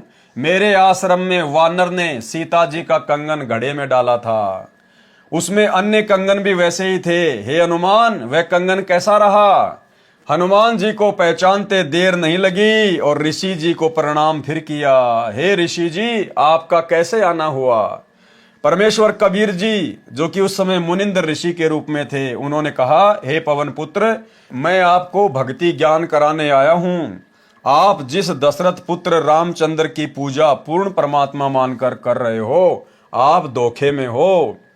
जो जन्मता मरता है वह पूर्ण परमात्मा नहीं हो सकता। क्या कह रहे हैं गुरुदेव भाई और बहनों? जो जन्मता मरता है वह पूर्ण परमात्मा नहीं हो सकते। और आज सतलोक आश्रमों से जुड़ी हुई 90% संगत संत रामपाल जी को जन्म और मरण में ही मानती है।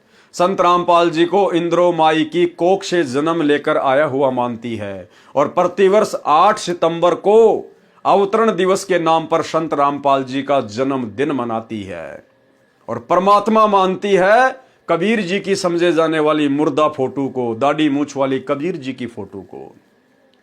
और यहां क्या कह रहे गुरुदेव भगवान हनुमान जी को समझाते हुए कि हनुमान, जो जन्मता और मरता है वो पूर्ण परमात्मा नहीं होता। और हिसार जेल से आई हुई ऑडियो में गुरुदेव ने स्पष्ट कह दिया कि जो खुद ही जन्म और मरण में है, जो भगवान खुद ही जन्म और मरण में है, वो भला हमारा जन्म मरण का रोग कैसे काट सकता है? सुनिए। इसी प्रकार आत्मज्ञान हो गया कि तू जीव है, भक्ति नहीं करेगा तो पशु बनेगा, मुश्किल से मनुष्य जीवन प्राप्त हुआ, भक्ति कर। और समाधान सही है नहीं तो उस ज्ञान का फायदा क्या? जैसे मुझे बता दिया किसी ने कि तुझे ये रोग है और डॉक्टर ने बता दिया तो मुझे विज्ञान हो गया। जिसने मुझे बताया तुझे ये रोग है, दवाई उसके पास भी नहीं, तो वो ज्ञान होया ना होया बराबर है। ज्ञान हो कि रोग है, समाधान हो ये इसकी औषधि है, बात खत्म। तो अब आत्मज्ञान कि हमारे जन्म और मृत्यु का रोग लगा है, इसको कौन समाप्त कर सकता है? जो स्वयं जन्मते मरते हैं वो भगवान नहीं हो सकते, और वो हमारा जन्म मृत्यु का रोग समाप्त नहीं कर सकता। जो स्वयं जन्मते मरते हैं वो भगवान नहीं हो सकते, और वो हमारा जन्म मृत्यु का रोग समाप्त नहीं कर सकता। जो स्वयं जन्मते मरते हैं वो भगवान नहीं हो सकते, और वो हमारा जन्म मृत्यु का रोग समाप्त नहीं कर सकता। अब पता चला परमात्म ज्ञान का, वो परमात्मा सतपुरुष परम अक्षर ब्रह्म है। तो भाई और बहनों, इसीलिए कहते हैं ना सतगुरु जननी जने और जाके माना बाप, पिंड भ्रमण से रहित है ना वहां तीनों ताप। यदि वास्तव में कोई सतगुरु होगा वो कभी भी माँ के गर्भ से जन्म नहीं लेता, वो जन्म मरण में नहीं आता है। तो भाई और बहनों, सत्सेवक भाई बहनों के ऊपर विशेष मेहर है कि हमने अपने गुरुदेव को जन्म मरण से दूर स्वयंभू परमात्मा मानकर और आज उनको घर घर में विराजमान करके इष्ट रूप में पूजकर हम उनकी भक्ति कर रहे हैं। तो क्या कहा कबीर परमेश्वर जी ने हनुमान जी से? आप धोखे में हो। जो जन्मता मरता है वह पूर्ण परमात्मा नहीं हो सकता। पूर्ण परमात्मा तो अविनाशी है, अविनाशी। और हम साथ संगति से जुड़े हुए सत्सेवक भाई बहन, अपने गुरुदेव भगवान को अविनाशी मानकर प्रतिवर्ष 8 सितंबर को उनका प्रकट दिवस मनाते हैं। प्रकट दिवस, अविनाशी स्वयंभू परमात्मा मानकर। ना सतगुरु जननी जने जाके माना बाप, पिंड ब्रह्मंड से रहित है ना वाती नु ताप। तो भाई और बहनों, ये सात संगति गुरुदेव भगवान का यथार्थ 13वां कबीर पंथ है। और शतलोक आश्रमों से जुड़कर जो भाई बहन भक्ति साधना कर रहे हैं वो तो 12वें पंथ की टूटी फूटी भक्ति है, 12वें पंथ की। क्योंकि वो लोग दाढ़ी मूंछ वाले कबीर जी को ही अपना भगवान मानते हैं, कबीर मानते हैं, उसी का प्रकट दिवस मनाते हैं। क्योंकि 12 पंथों का भगवान वो नकली दाढ़ी मूंछ वाली कबीर की फोटो है। और 13वें यथार्थ कबीर पंथ का भगवान है सतगुरु रामपाल जी, जिन्होंने सन 1994 में अपने यथार्थ 13वें कबीर पंथ को चलाया। और वो पंथ चलाने वाला स्वयं कबीर परमात्मा ही है, अविनाशी प्रभु है। आप लोग सिर्फ आरती अपनी जुबान से करते हो, दिल से आरती नहीं करते। और ना आप जी आरती के मर्म को समझ पाए हो, केवल सत्सेवकों ने समझा है। आप आश्रमों से जुड़े भाई बहन रोज संध्या आरती करते हो और क्या बोलते हो, अवगुण किए घनेरे फिर भी भले बुरे हम तेरे, दास को जान के निपट नादान मोहे बख्श दियो अविनाशी। किसके आगे हाथ जोड़ के प्रार्थना कर रहे हो गुरुदेव के अंग में? अपने गुरुजी से, सतगुरु रामपाल जी से। और क्या कह रहे हो? मोहे बख्श दियो अविनाशी। अरे तुम रोजाना अपने गुरुदेव को अपनी जुबान से तो अविनाशी कह रहे हो।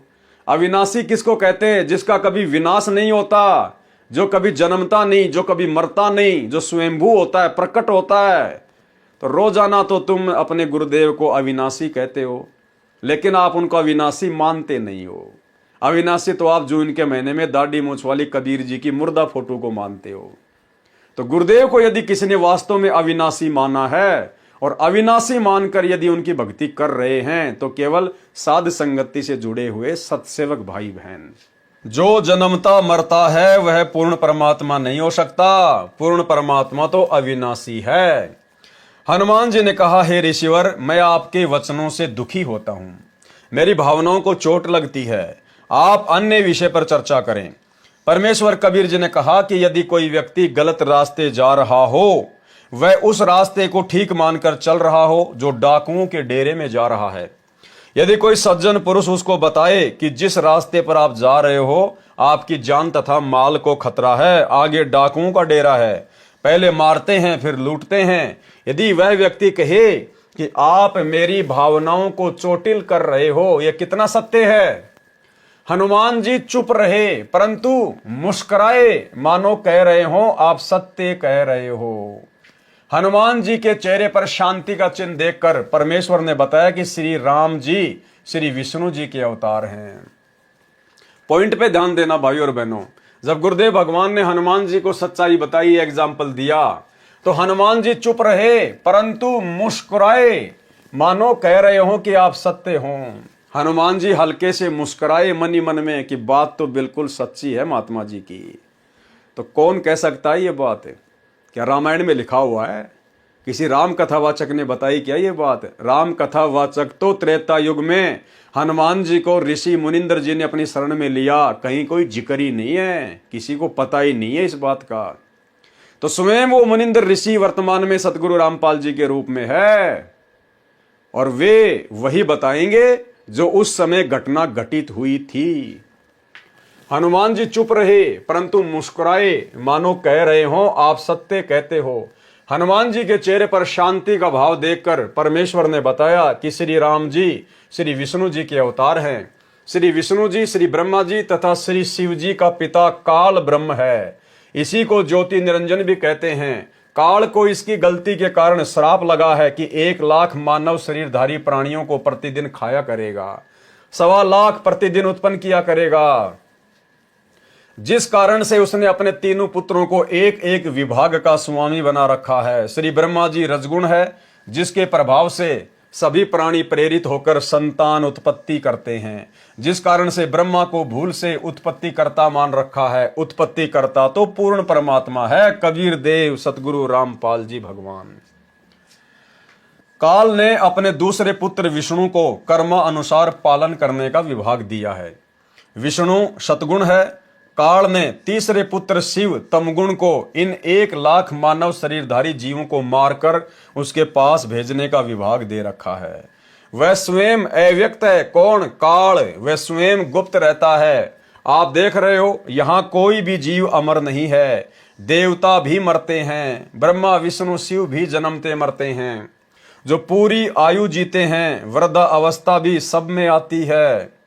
एक लोक ऐसा है जहां पर वृद्धा अवस्था तथा मरण नहीं है। यानी परमात्मा हनुमान जी को समझा रहे हैं कि एक लोक ऐसा है जहां पर वृद्धा अवस्था अर्थात बुढ़ापा तथा मरण नहीं है। वहां कोई रावण किसी की पत्नी का अपहरण नहीं करता। आपकी आंखों के सामने लंका में हुए राम रावण युद्ध में कितने व्यक्ति तथा अन्य प्राणी मारे गए। एक सीता को छुड़ाने के लिए आपने श्री रामचंद्र जी के लिए अपने प्राणों की बाजी लगाकर लंका को जलाया। रावण का भाई अहि रावण जो पाताल का राजा था, वह राम तथा लक्ष्मण का अपहरण करके ले गया। उनकी बलि देने वाला था। आप वहां गए और उन दोनों को जीवित लाए। आप ही बताएं, वे परमात्मा है? भाई और बहनों, गहरी बात है, गहरी बात। हमें केवल शिक्षा लेनी है, अपने विश्वास को दृढ़ करना है। इस काल तक की नीचे की जितनी भी शक्तियां हैं और ये काल, इन सब से हमने अपनी आस्था को पूरी तरह से हटाना है। कितनी महत्वपूर्ण बात गुरुदेव ने मुनिंद्र ऋषि के रूप में हनुमान जी को बताई। क्या कहा कि आप जिस श्री रामचंद्र जी को भगवान मान रहे हैं, परमात्मा मान रहे हैं, सर्वश्रेष्ठ मान रहे हैं ना, कहते हैं ध्यान दो इस बात पे। श्री रामचंद्र जी के लिए आपने प्राणों की बाजी लगाकर लंका को जलाया। रावण का भाई अहि रावण जो पाताल का राजा था, वह राम तथा लक्ष्मण का अपहरण करके ले गया। अहि रावण, रावण का भाई जो पाताल लोक का राजा था, और वो लक्ष्मण और राम को बंधक बना के दोनों को किडनैप करके पाताल लोक में ले गया और उनकी बलि देने वाला था। उसी समय आप हनुमान वहां पहुंच गए और उन दोनों को छुड़वा कर लाए। आपने फिर अहि रावण को मारा। अब बताइए, क्या श्री रामचंद्र जी भगवान हो सकते हैं? यानी गुरुदेव हनुमान जी को समझा रहे हैं और आप और हमने दूसरे तरीके से समझना है। हनुमान जी को तो ये समझा रहे हैं कि भाई तू खुद राम और लक्ष्मण को अहि रावण की कैद से छुड़वा के लाया,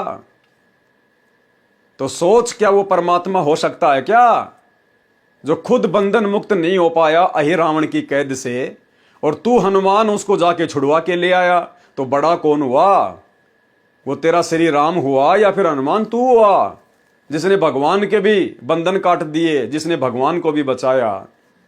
अरे भगवान तो भगत को बचाया करता है, और हनुमान तू तो भगत है और तू भगवान को बचा रहा है। तो सोच, वो श्री रामचंद्र जी भगवान हो सकता क्या जिसको तू भगवान मान के पूज रहा है? हनुमान की आंखें खुल गई।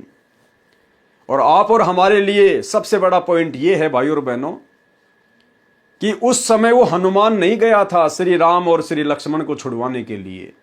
उस समय श्री रामचंद्र जी को और लक्ष्मण को छुड़वाने के लिए हनुमान जी का रूप बनाकर सतगुरु रामपाल जी परमेश्वर गए थे। यह कबीर भगवान गया था।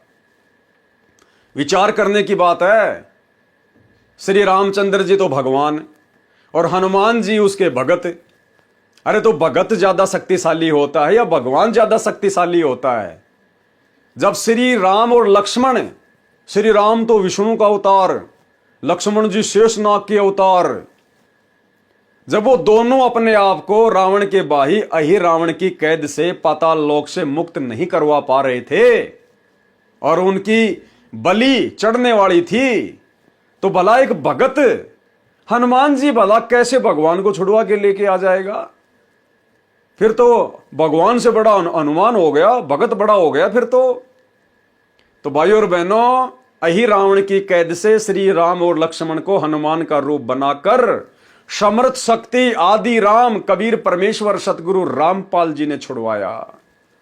क्योंकि करे करावे साइया मन में लहर उठा, दादू सिर दर जीव के आप बगल हो जा। और आप और हमें और अधिक कैसे विश्वास हो? आप और हम भाई बहन प्रतिदिन रोजाना असुर निकंदन रमेणी करते हैं, असुर निकंदन रमेणी।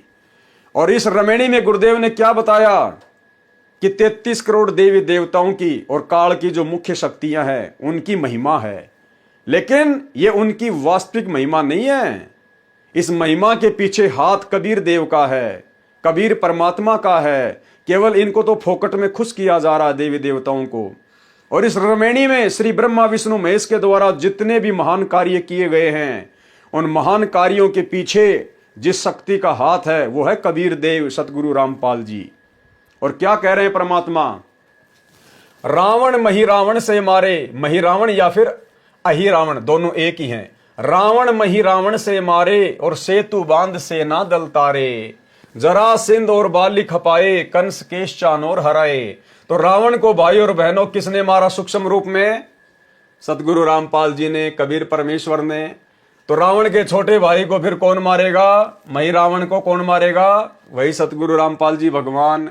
सेतु बांध से ना दल तारे, रामचंद्र जी का पुलिया किसने बनवाया? कबीर परमेश्वर सतगुरु रामपाल जी ने। तो गुरुदेव स्पष्ट कर रहे रमैनी में कि रावण महिरावण से मारे, सेतु बांध से ना दल तारे, यानी सर्व कार्य हमारे गुरुदेव भगवान ने किए। अन्यथा ये तो जीव हैं आप और हमारी तरह, बालक हैं बालक। मुसड़ तो दादाजी उठा सकता है, बच्चे को तो केवल फोकट की महिमा दे रखी है कि मेरे बेटे ने मूसल उठा लिया, मेरे बेटे ने मूसल उठा लिया। तो सारे काम हमारे गुरुदेव भगवान ने किए। इन सभी देवी देवताओं के, ब्रह्मा विष्णु महेश के, दुनिया में जो भी आप बड़ी बड़ी लीलाएं देखते हैं देवी देवताओं की, उन सब के पीछे हाथ हमारे गुरुदेव भगवान का, कबीर परमात्मा का। इसलिए हमारे गुरुदेव भगवान की महिमा नहीं की जा सकती। हमारे पास में शब्द नहीं है इनकी महिमा के लिए। 7 समुद्र की मसी करूं, लेखनी करूं बन राय, और धरती का कागज करूं, पर सतगुरु गुण लिखा ना जाए। रावण का भाई अहिरावण जो पाताल का राजा था, वह राम तथा लक्ष्मण का अपहरण करके ले गया, उनकी बलि देने वाला था। आप वहां गए और उन दोनों को जीवित लाए। आप ही बताएं वे परमात्मा हैं। जिस समय नाग फांस शस्त्र के छोड़ने से सर्पों ने श्री राम तथा आप तथा सर्व सेना व लक्ष्मण तक बांध दिया था, सर्प आप सबको जकड़े हुए थे, आप सब विवश थे। अब बताओ, अब हनुमान जी लक्ष्मण और रावण को पाताल से छुड़वा के कैसे ले आएगा? हनुमान जी भी असमर्थ है। जब रावण ने अपनी सिद्धि शक्ति से रामचंद्र जी की पूरी सेना को राम लक्ष्मण हनुमान सहित नाग फांस में बांध दिया था, उस समय हनुमान जी भी बिल्कुल सावधान होके खड़े हुए थे और चारों तरफ उनके सर्प लिपटे हुए थे, उनको जकड़ रखा था। श्री हनुमान जी अपने आप को बंधन मुक्त नहीं करा पाए, श्री रामचंद्र जी अपने आप को बंधन मुक्त नहीं करा पाए। और उस समय श्री रामचंद्र जी ने अपने वाहन से पुकार की, हे गरुड़ मेरी रक्षा कर, हे गरुड़ मेरी रक्षा कर। अब वो गरुड़ कहां से रक्षा कर देगा बेचारा? वो तो पक्षी है, वो तो भगवान की सवारी है। जब भगवान अपने बंधन नहीं काट पा रहा तो भगवान का भगत कहां से काट देगा? तो उस गरुड़ रूप में भी इसी समर्थ शक्ति सतगुरु रामपाल जी भगवान ने सबको बंधन मुक्त किया। और परमेश्वर ने फिर कहा कि काटे बंधन विपत्ति में और कठिन कियो संग्राम, और चीनो रे नर प्राणियों वो गरुड़ बड़ो के राम है। तो भाई और बहनों, ये सारी मिथ्या, ये सारी दंत कथाएं जो आज से पहले चल रही थी कि गरुड़ ने रामचंद्र जी को नाग फांस से मुक्त किया, रावण ने राम और लक्ष्मण को अहिरावण की कैद से छुड़वाया, हनुमान जी द्रोणागिरी पहाड़ को उठा लाए, ये सब फोकट की महिमा। असल में इन सब के पीछे परम शक्ति कबीर देव सतगुरु रामपाल जी भगवान का हाथ था। इसी प्रकार भाई और बहनों, ये परमेश्वर गुप्त रूप में सारी लीलाएं करते हैं, सारी की सारी लीलाएं। तो बताओ, अहिरावण की कैद से हनुमान जी लक्ष्मण राम को कैसे छुड़वा लेंगे जब वो खुद नाग फांस में जकड़े पड़े थे, अपने आप को नाग फांस से मुक्त नहीं कर पा रहे थे?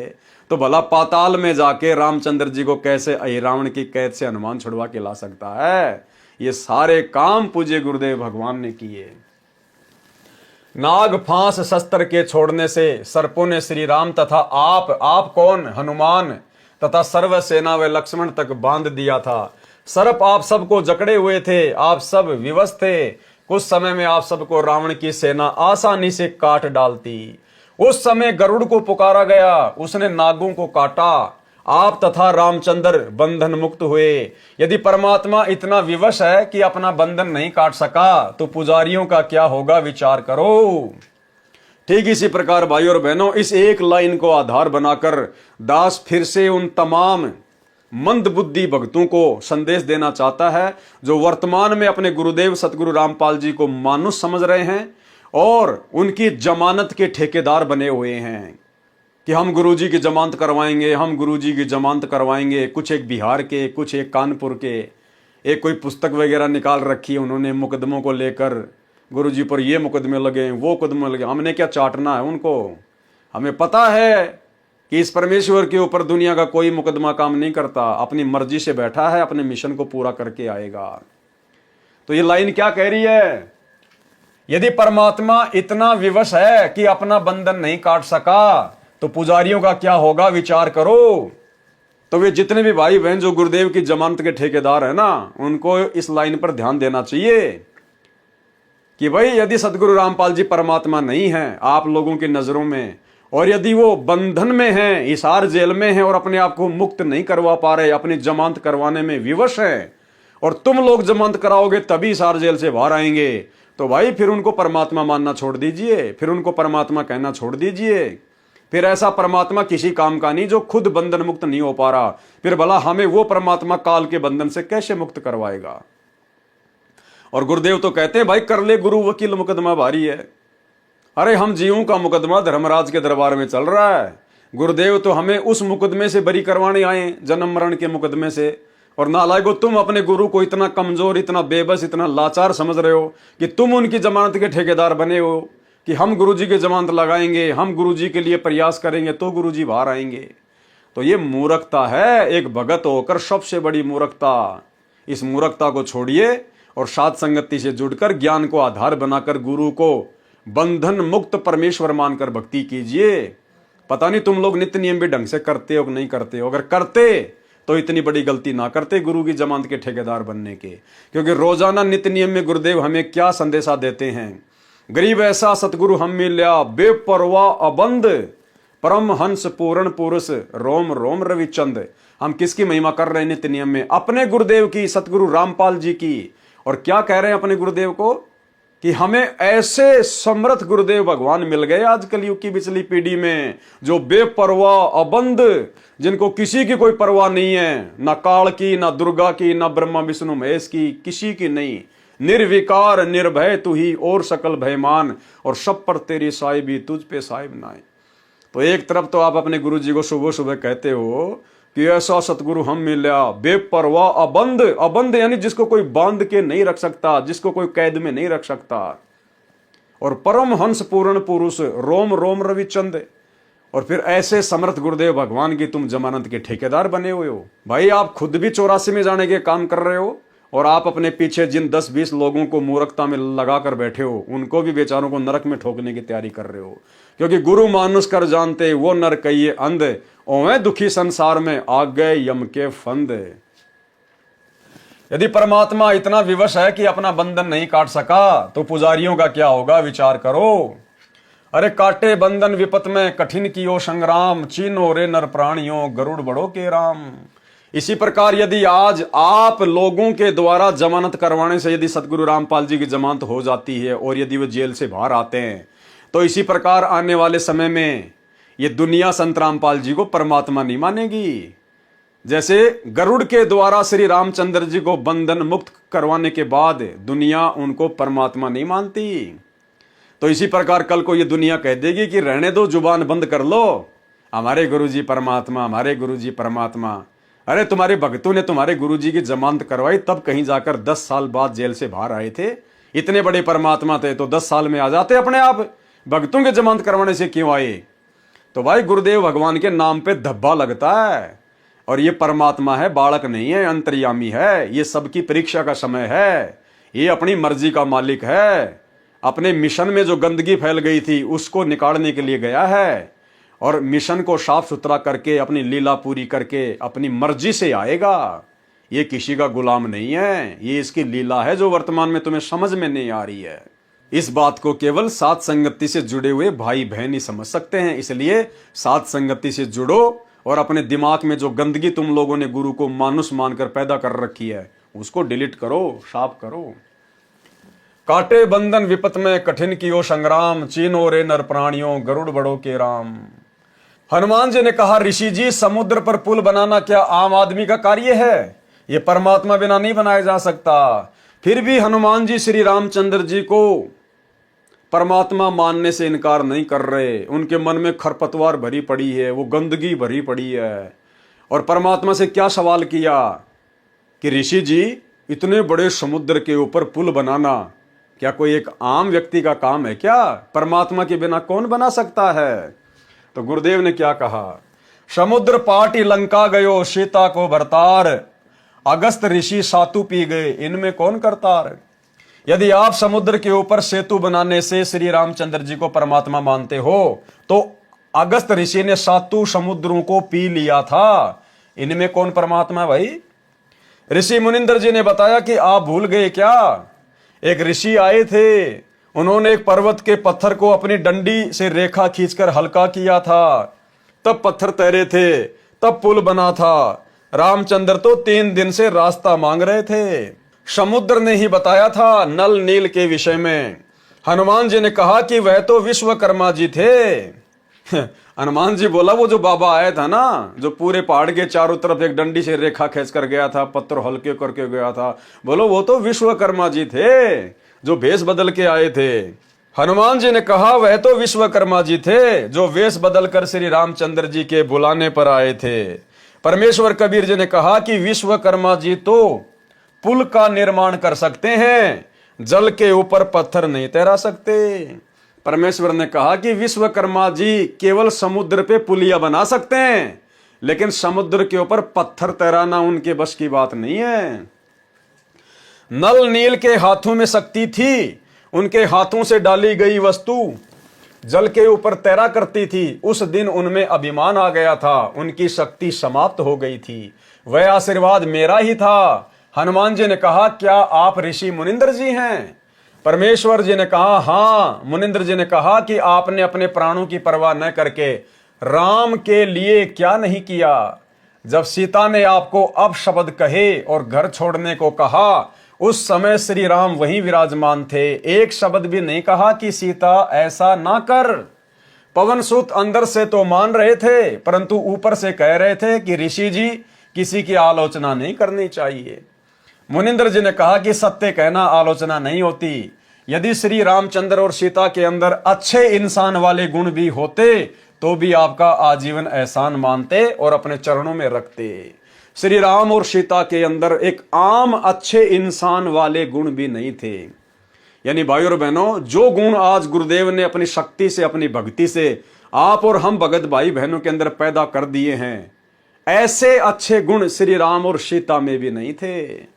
इस भक्ति से परमेश्वर ने मिट्टी को कंचन बना दिया है। यदि श्री रामचंद्र और सीता के अंदर अच्छे इंसान वाले गुण भी होते तो भी आपका आजीवन एहसान मानते और अपने चरणों में रखते। आप तो उनके बिना जीना भी उचित नहीं मानते। और सुनो, आपके साथ जैसा व्यवहार किया उसका फल भी सीता तथा रामचंद्र जी को मिल गया।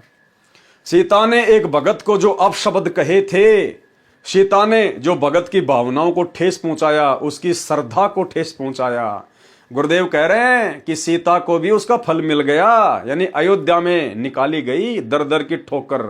और श्री रामचंद्र जी जो उस समय चुपचाप थे, सभा में बैठकर सत्य को सत्य नहीं कह पाए, वो श्री रामचंद्र भी अंत में सरयू नदी में डूब के मरा, छलांग लगा के। यानी भाई और बहनों, कितनी गहरी बात है।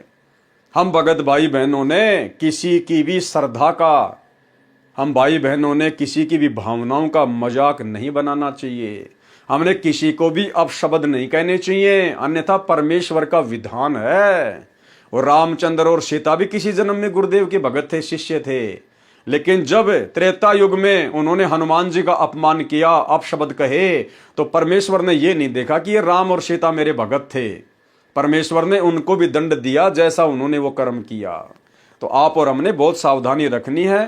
आधीनी के साथ गर्दन नीची करके, बिना किसी को कुबोल कहे, बिना अपनी जुबान से कोई अपशब्द कहे। क्योंकि परमेश्वर कहते हैं जीव तो वाहे बली जो रटे हरि को नाम, नहीं तो काट कर फेंक दो मुख में भलो ना चाम। हमने सतलोक आश्रम मैनेजमेंट हरियाणा वाले इन कोऑर्डिनेटरों की तरह, गुरुदेव के परिवार वालों की तरह, हमने किसी को भी गाली गलौच नहीं करनी, किसी को भी अपशब्द नहीं कहना है, सत्य को सत्य अवश्य कहना है, लेकिन हमने किसी की निंदा चुगली या किसी की भक्ति और श्रद्धा का मजाक नहीं बनाना है। और सुनो, आपके साथ जैसा व्यवहार किया उसका फल भी सीता तथा श्री रामचंद्र को मिल गया है। कुछ वर्षों के पश्चात सीता जी को श्री राम ने घर से निकाल दिया। उस समय वह गर्भवती थी। यह सुनकर हनुमान जी की आंखों से आंसू निकल आए और ऋषि जी के चरणों में गिर गए, कुछ नहीं बोले। अयोध्या वासियों ने 2 वर्ष दिवाली और दशहरा मनाया था, उसके पश्चात बंद कर दिया था कि जिस देवी के लिए रावण मारा, आज वह फिर कितने रावणों का कष्ट झेलेगी। दीपमाला खुशी का प्रतीक है। जब राजा और रानी भिन्न भिन्न हो गए तो न दिवाली न राजा को अच्छी लगे और न प्रजा को, इसलिए दीपावली का त्योहार उसी समय से बंद हो गया था। जो 2 वर्ष मनाया गया था उसके आधार से भोली जनता ये पर्व मना रही है। अब वर्तमान में ये जितने भी श्री रामचंद्र जी के पुजारी हैं, सीता जी को अपनी माता कहते हैं। अरे तुम्हें अपनी माता जी का दुख दर्द याद है क्या? अपने भगवान का दुख दर्द याद है क्या? उनका जीवन तो नरक के जैसा था उस समय। अगर आप रामायण को पढ़कर देखोगे तो कभी ठंडा पानी ना श्री राम ने पिया, ना कभी सीता जी ने पिया। जब श्री रामचंद्र जी का राज्य अभिषेक का समय आया तो 14 साल का वनवास, जंगल में दर दर की ठोकर खाई, धक्के खाए, दुख उठाए। सीता को रावण ले गया। 12 साल बाद सीता जी को रावण की कैद से छुड़वा कर लाए, करोड़ों लोग मरवाए, सीता की अग्नि परीक्षा हुई, फिर सीता को वापस लाए, फिर धोबी के कहने से सीता को निकाल दिया। राजा कहाँ है, उनकी पत्नी कहाँ? कभी सौपन में सुख हो सकता है? और आप लोग खुशी मनाते हो दिवाली मना के, और फिर कहते हो हम लोग श्री रामचंद्र जी के भगत हैं, हम लोग श्री रामचंद्र जी के फॉलोवर हैं। अरे धिक्कार है तुम लोगों को। तुम्हारे भगवान तो कष्ट उठाते उठाते मर गए। माता सीता आजीवन कष्ट उठाती रही। उनके उस कष्ट को देखते हुए तो अयोध्या वासियों ने भी 2 साल के बाद में दिवाली और दशहरा मनाना बंद कर दिया था। और तुम आज उस पाखंड को बढ़ चढ़ के जो है समाज में फैला रहे हो। तो तुम काई के राम भगत हो, काई के सीता भगत हो, केवल सांप वाली लकीर पीट रहे हो, परंपराओं का निर्वाह कर रहे हो। इसी प्रकार दशहरा तथा रावण दहन की परंपरा चली आ रही है। यदि किसी के घर पर किसी जवान की मृत्यु हो जाती है तो वह परिवार तथा रिश्तेदार कोई त्योहार नहीं मनाते। हनुमान जी ने कहा प्रभु परमेश्वर की चर्चा करो। अब हनुमान जी का धीरे धीरे भक्ति भाव में जागृति उठने लगी सच्चाई से परिचित होने के बाद, और कहा कि हे प्रभु परमेश्वर की चर्चा करो। हनुमान जी ने कहा प्रभु परमेश्वर की चर्चा करो। कबीर परमेश्वर जी ने सृष्टि रचना सुनाई। सत्य कथा सुनकर हनुमान जी गदगद हो गए।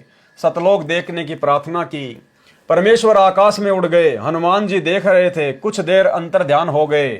हनुमान जी चिंतित हो गए कि अब ये ऋषि कैसे मिलेंगे। इतने में आकाश में विशेष प्रकाश दिखाई दिया। हनुमान जी को दिव्य दृष्टि देकर सतलोक दिखाया। ऋषि मुनिंद्र जी सिंहासन पर बैठे दिखाई दिए। उनके शरीर का प्रकाश अत्यधिक था। सिर पर मुकुट तथा राजाओं की तरह छत्र था। कुछ देर वह दृश्य दिखाकर दिव्य दृष्टि समाप्त कर दी। मुनिंद्र जी नीचे आए। हनुमान जी को विश्वास हुआ कि ये परमेश्वर है, सत्यलोक सुख का स्थान है। परमेश्वर कबीर जी से दीक्षा ली, अपना जीवन धन्य किया, मुक्ति के अधिकारी हुए। हनुमान जी मुक्ति के अधिकारी हुए, मुक्त नहीं हुए। इसलिए आप सभी भाई बहनों को दास बार बार कहता है कि वर्तमान में ये जो 4 युग का इतिहास है, सतयुग से लेकर वर्तमान तक का समय, इसमें कोई भी आत्मा पार नहीं हो पाई है।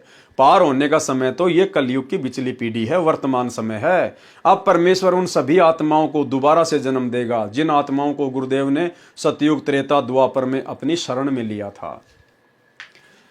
परमेश्वर कबीर जी से दीक्षा ली, अपना जीवन धन्य किया, मुक्ति के अधिकारी हुए। इस प्रकार पवित्र आत्मा परमार्थी स्वभाव हनुमान जी को परमेश्वर कबीर जी ने अपनी शरण में लिया। परमार्थी आत्मा को संसार तथा काल के स्वामी भले ही परोपकार का फल नहीं देते, परंतु परमेश्वर ऐसी आत्माओं को शरण में अवश्य लेते हैं, क्योंकि ऐसी आत्मा ही परम भगत बनकर भक्ति करते हैं और मोक्ष प्राप्त करते हैं। सांसारिक व्यक्ति जो परमार्थी को धोखा देते हैं वे आजीवन कष्टमय जीवन व्यतीत करते हैं। श्री रामचंद्र जी को अंत समय में अपने ही पुत्रों लव तथा कुश से पराजय का मुंह देखना पड़ा। सीता जी ने उनके दर्शन करना भी उचित नहीं समझा। बताओ, आप लोग अयोध्या में राम लला के दर्शन करने जाते हो और रामायण को आप कभी पढ़ते नहीं। सीता को जब अयोध्या से निकाल दिया गया था, उन्होंने श्री रामचंद्र जी का मुंह देखना भी अच्छा नहीं समझा। मुंह देखना भी, इतनी नफरत हो गई थी उनको श्री रामचंद्र जी से कि इसके अंदर तो एक आम सांसारी व्यक्ति की तरह अच्छे लक्षण भी नहीं है।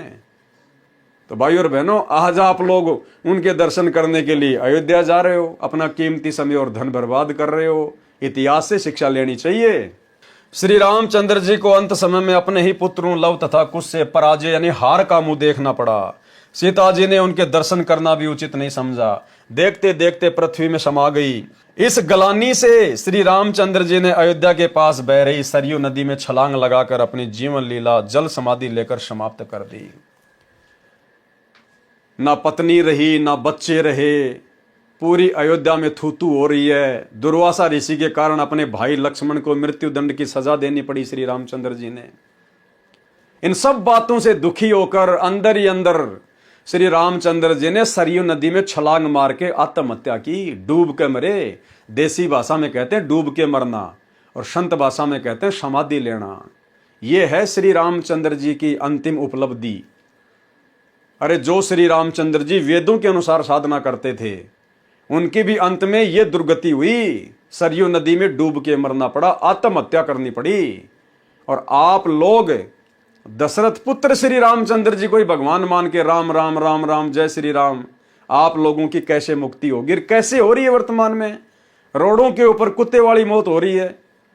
खरबूजे की तरह फूट फूट के लोग मर रहे हैं। जिनकी गाड़ियों के पीछे जय श्री राम लिखा होता है, एक्सीडेंट में उनका चकनाचूर निकला हुआ मिलता है रोड पे।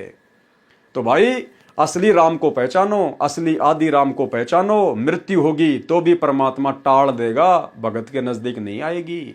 उसको कहते हैं श्री राम। वो श्री राम कबीर देव सतगुरु रामपाल जी है। सत्संग सुनकर पहचानिए। श्री रामचंद्र जी ने अयोध्या के पास बह रही सरयू नदी में छलांग लगाकर अपनी जीवन लीला जल समाधि लेकर समाप्त की। परमार्थी हनुमान जी को निस्वार्थ दुखियों की सहायता करने का फल मिला। परमात्मा स्वयं आए, मोक्ष मार्ग बताया, जीव का कल्याण हुआ। हनुमान जी फिर मानव जीवन प्राप्त करेंगे तथा परमेश्वर कबीर जी उनको शरण में लेकर मुक्त करेंगे। उस आत्मा में सत्य भक्ति बीज डल चुका है। अब क्या होगा? हनुमान जी का तो फिर से मनुष्य जन्म होगा। हो सकता है परमात्मा इस कलयुग की बिचली पीढ़ी में दया कर दें या फिर कर दी हो। वो हनुमान, जिस हनुमान को भगवान मान के दुनिया पूज रही है, वो हनुमान जी वर्तमान में सतगुरु रामपाल जी को, अगर इस समय गुरु जी उनको जन्म देंगे तो संत रामपाल जी को भगवान मान के पूजेगा। और आप लोग अपनी अज्ञानता में, आध्यात्मिक नादानी में, शास्त्रों की नासमझी में उस हनुमान जी को ही भगवान मान के पूज रहे हो। अरे हनुमान जी की तो वैसे भी पूजा नहीं करनी चाहिए, क्योंकि वो तो एक भगत था। हनुमान जी तो खुद भक्ति किया करता था श्री रामचंद्र जी की, और तुम उस भगत को ही पूज रहे हो। तो ये सबसे बड़ी मूर्खता है, नादानी है। भाई और बहनों, जिस समझ के लिए परमेश्वर ने आज वर्तमान में आप और हम अरबों इंसानों को जो मनुष्य जन्म दिया है, वो केवल मोक्ष प्राप्ति के लिए दिया है। शास्त्रों को समझकर, ज्ञान को समझकर, सच्चे गुरु की पहचान करके भक्ति करने के लिए दिया है।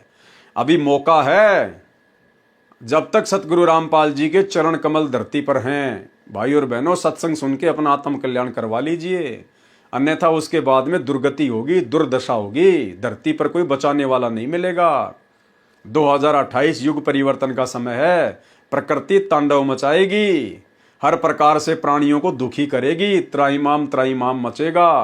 कारण चाहे युद्ध हो, महायुद्ध हो, गृह युद्ध हो, बाढ़ हो, भूकंप हो, अनावृष्टि, अतिवृष्टि, सूखा, अकाल, महामारियां, कुछ भी त्राईमाम मचेगा इस पृथ्वी पर। दाने दाने को लोग तरसेंगे। तब कहीं जाकर दुनिया को हिसार जेल में बैठे हुए संत रामपाल जी में पूर्ण परमात्मा के दर्शन होंगे। ये कार्य वैसे संभव नहीं है। तो भाई और बहनों, समय रहते समझ जाओ। उस युग परिवर्तन के समय में अपनी कमर तुड़वाने से बच जाओ। अगर शरण में आ जाओगे, परमेश्वर आपकी भी रक्षा करेगा, आपके परिवार की भी रक्षा करेगा। अन्यथा आने वाले समय में अंधकार ही अंधकार है, दुर्गति ही दुर्गति है। तो हनुमान जी को परमात्मा फिर से जन्म देंगे, हनुमान जी को फिर से मानव जन्म मिलेगा, या तो वर्तमान समय में या फिर किसी अन्य युग में, जब भी परमात्मा की दया होगी, मेहर होगी। लेकिन आप और हमारे ऊपर मेहर हो चुकी है, दया हो चुकी है। आप और हम आत्माएं उस हनुमान जी से भी लाखों गुना उत्तम आत्मा है, जो परमेश्वर ने सारी प्रोसीजर को पार करवा कर, यानी आप और हम ना जाने कितनी बार हनुमान बन चुके हैं, कितनी बार श्री राम बन चुके हैं, कितनी बार ब्रह्मा विष्णु महेश बन चुके हैं। ये सारी प्रोसीजर पार करके आज आप और हम कलयुग की पिछली पीढ़ी में परमेश्वर के द्वारा अपने चरणों में लिए गए हैं। तो भाई और बहनों, अपने आप को कमजोर भी मत समझो और अपने आप को अहंकार में बहुत बड़ा भी मत समझो। ज्ञान आधार से परमात्मा का दास समझो। और ये सारे राजपाट, सुख, स्त्री, आनंद, फलाना दिखना, धन संपत्ति, राजा महाराजा, देवी देवता, ये सारे सुख हम भोग चुके हैं। ये सारे झूठे आनंद हम उठा चुके हैं और उस आनंद के प्रतिफल में उससे भी कई गुना ज्यादा दुख और नरक भी भोग चुके हैं। इसलिए हमने उन झूठे सुखों की तरफ ध्यान नहीं देना, आदीनी भाव से, दास भाव से गुरुदेव का दास बनकर अपनी भक्ति सफल करनी है और सदा रहने वाले अमर सुखों को सतलोक में भोगना है। तो भाई और बहनों, गुरुदेव भगवान की बहुत बड़ी रजा, बहुत बड़ी मेहर, जो परमेश्वर ने अपने कर कमल से लिखित पुस्तकों के ऊपर वीडियो बनाने की सत प्रेरणा अपने बच्चों को दी है। आज हमारा विश्वास गुरुदेव के आशीर्वाद से दृढ़ होता जा रहा है और यही दृढ़ता एक दिन हमें सतलोक का अधिकारी बनाएगी। तो आज के वीडियो में केवल इतना ही। कल रात्रि 8 बजे कबीर सागर के सरलार्थ के ऊपर एक नए वीडियो के साथ सभी भाई बहन फिर से दास के Facebook page Pawan Das is live के ऊपर लाइव जुड़िए। तब तक गुरुदेव भगवान हम सबको आज्ञा दें, इजाजत दें, अपना आशीर्वाद दें। बंदी छोड़ सतगुरु रामपाल जी भगवान की जय हो।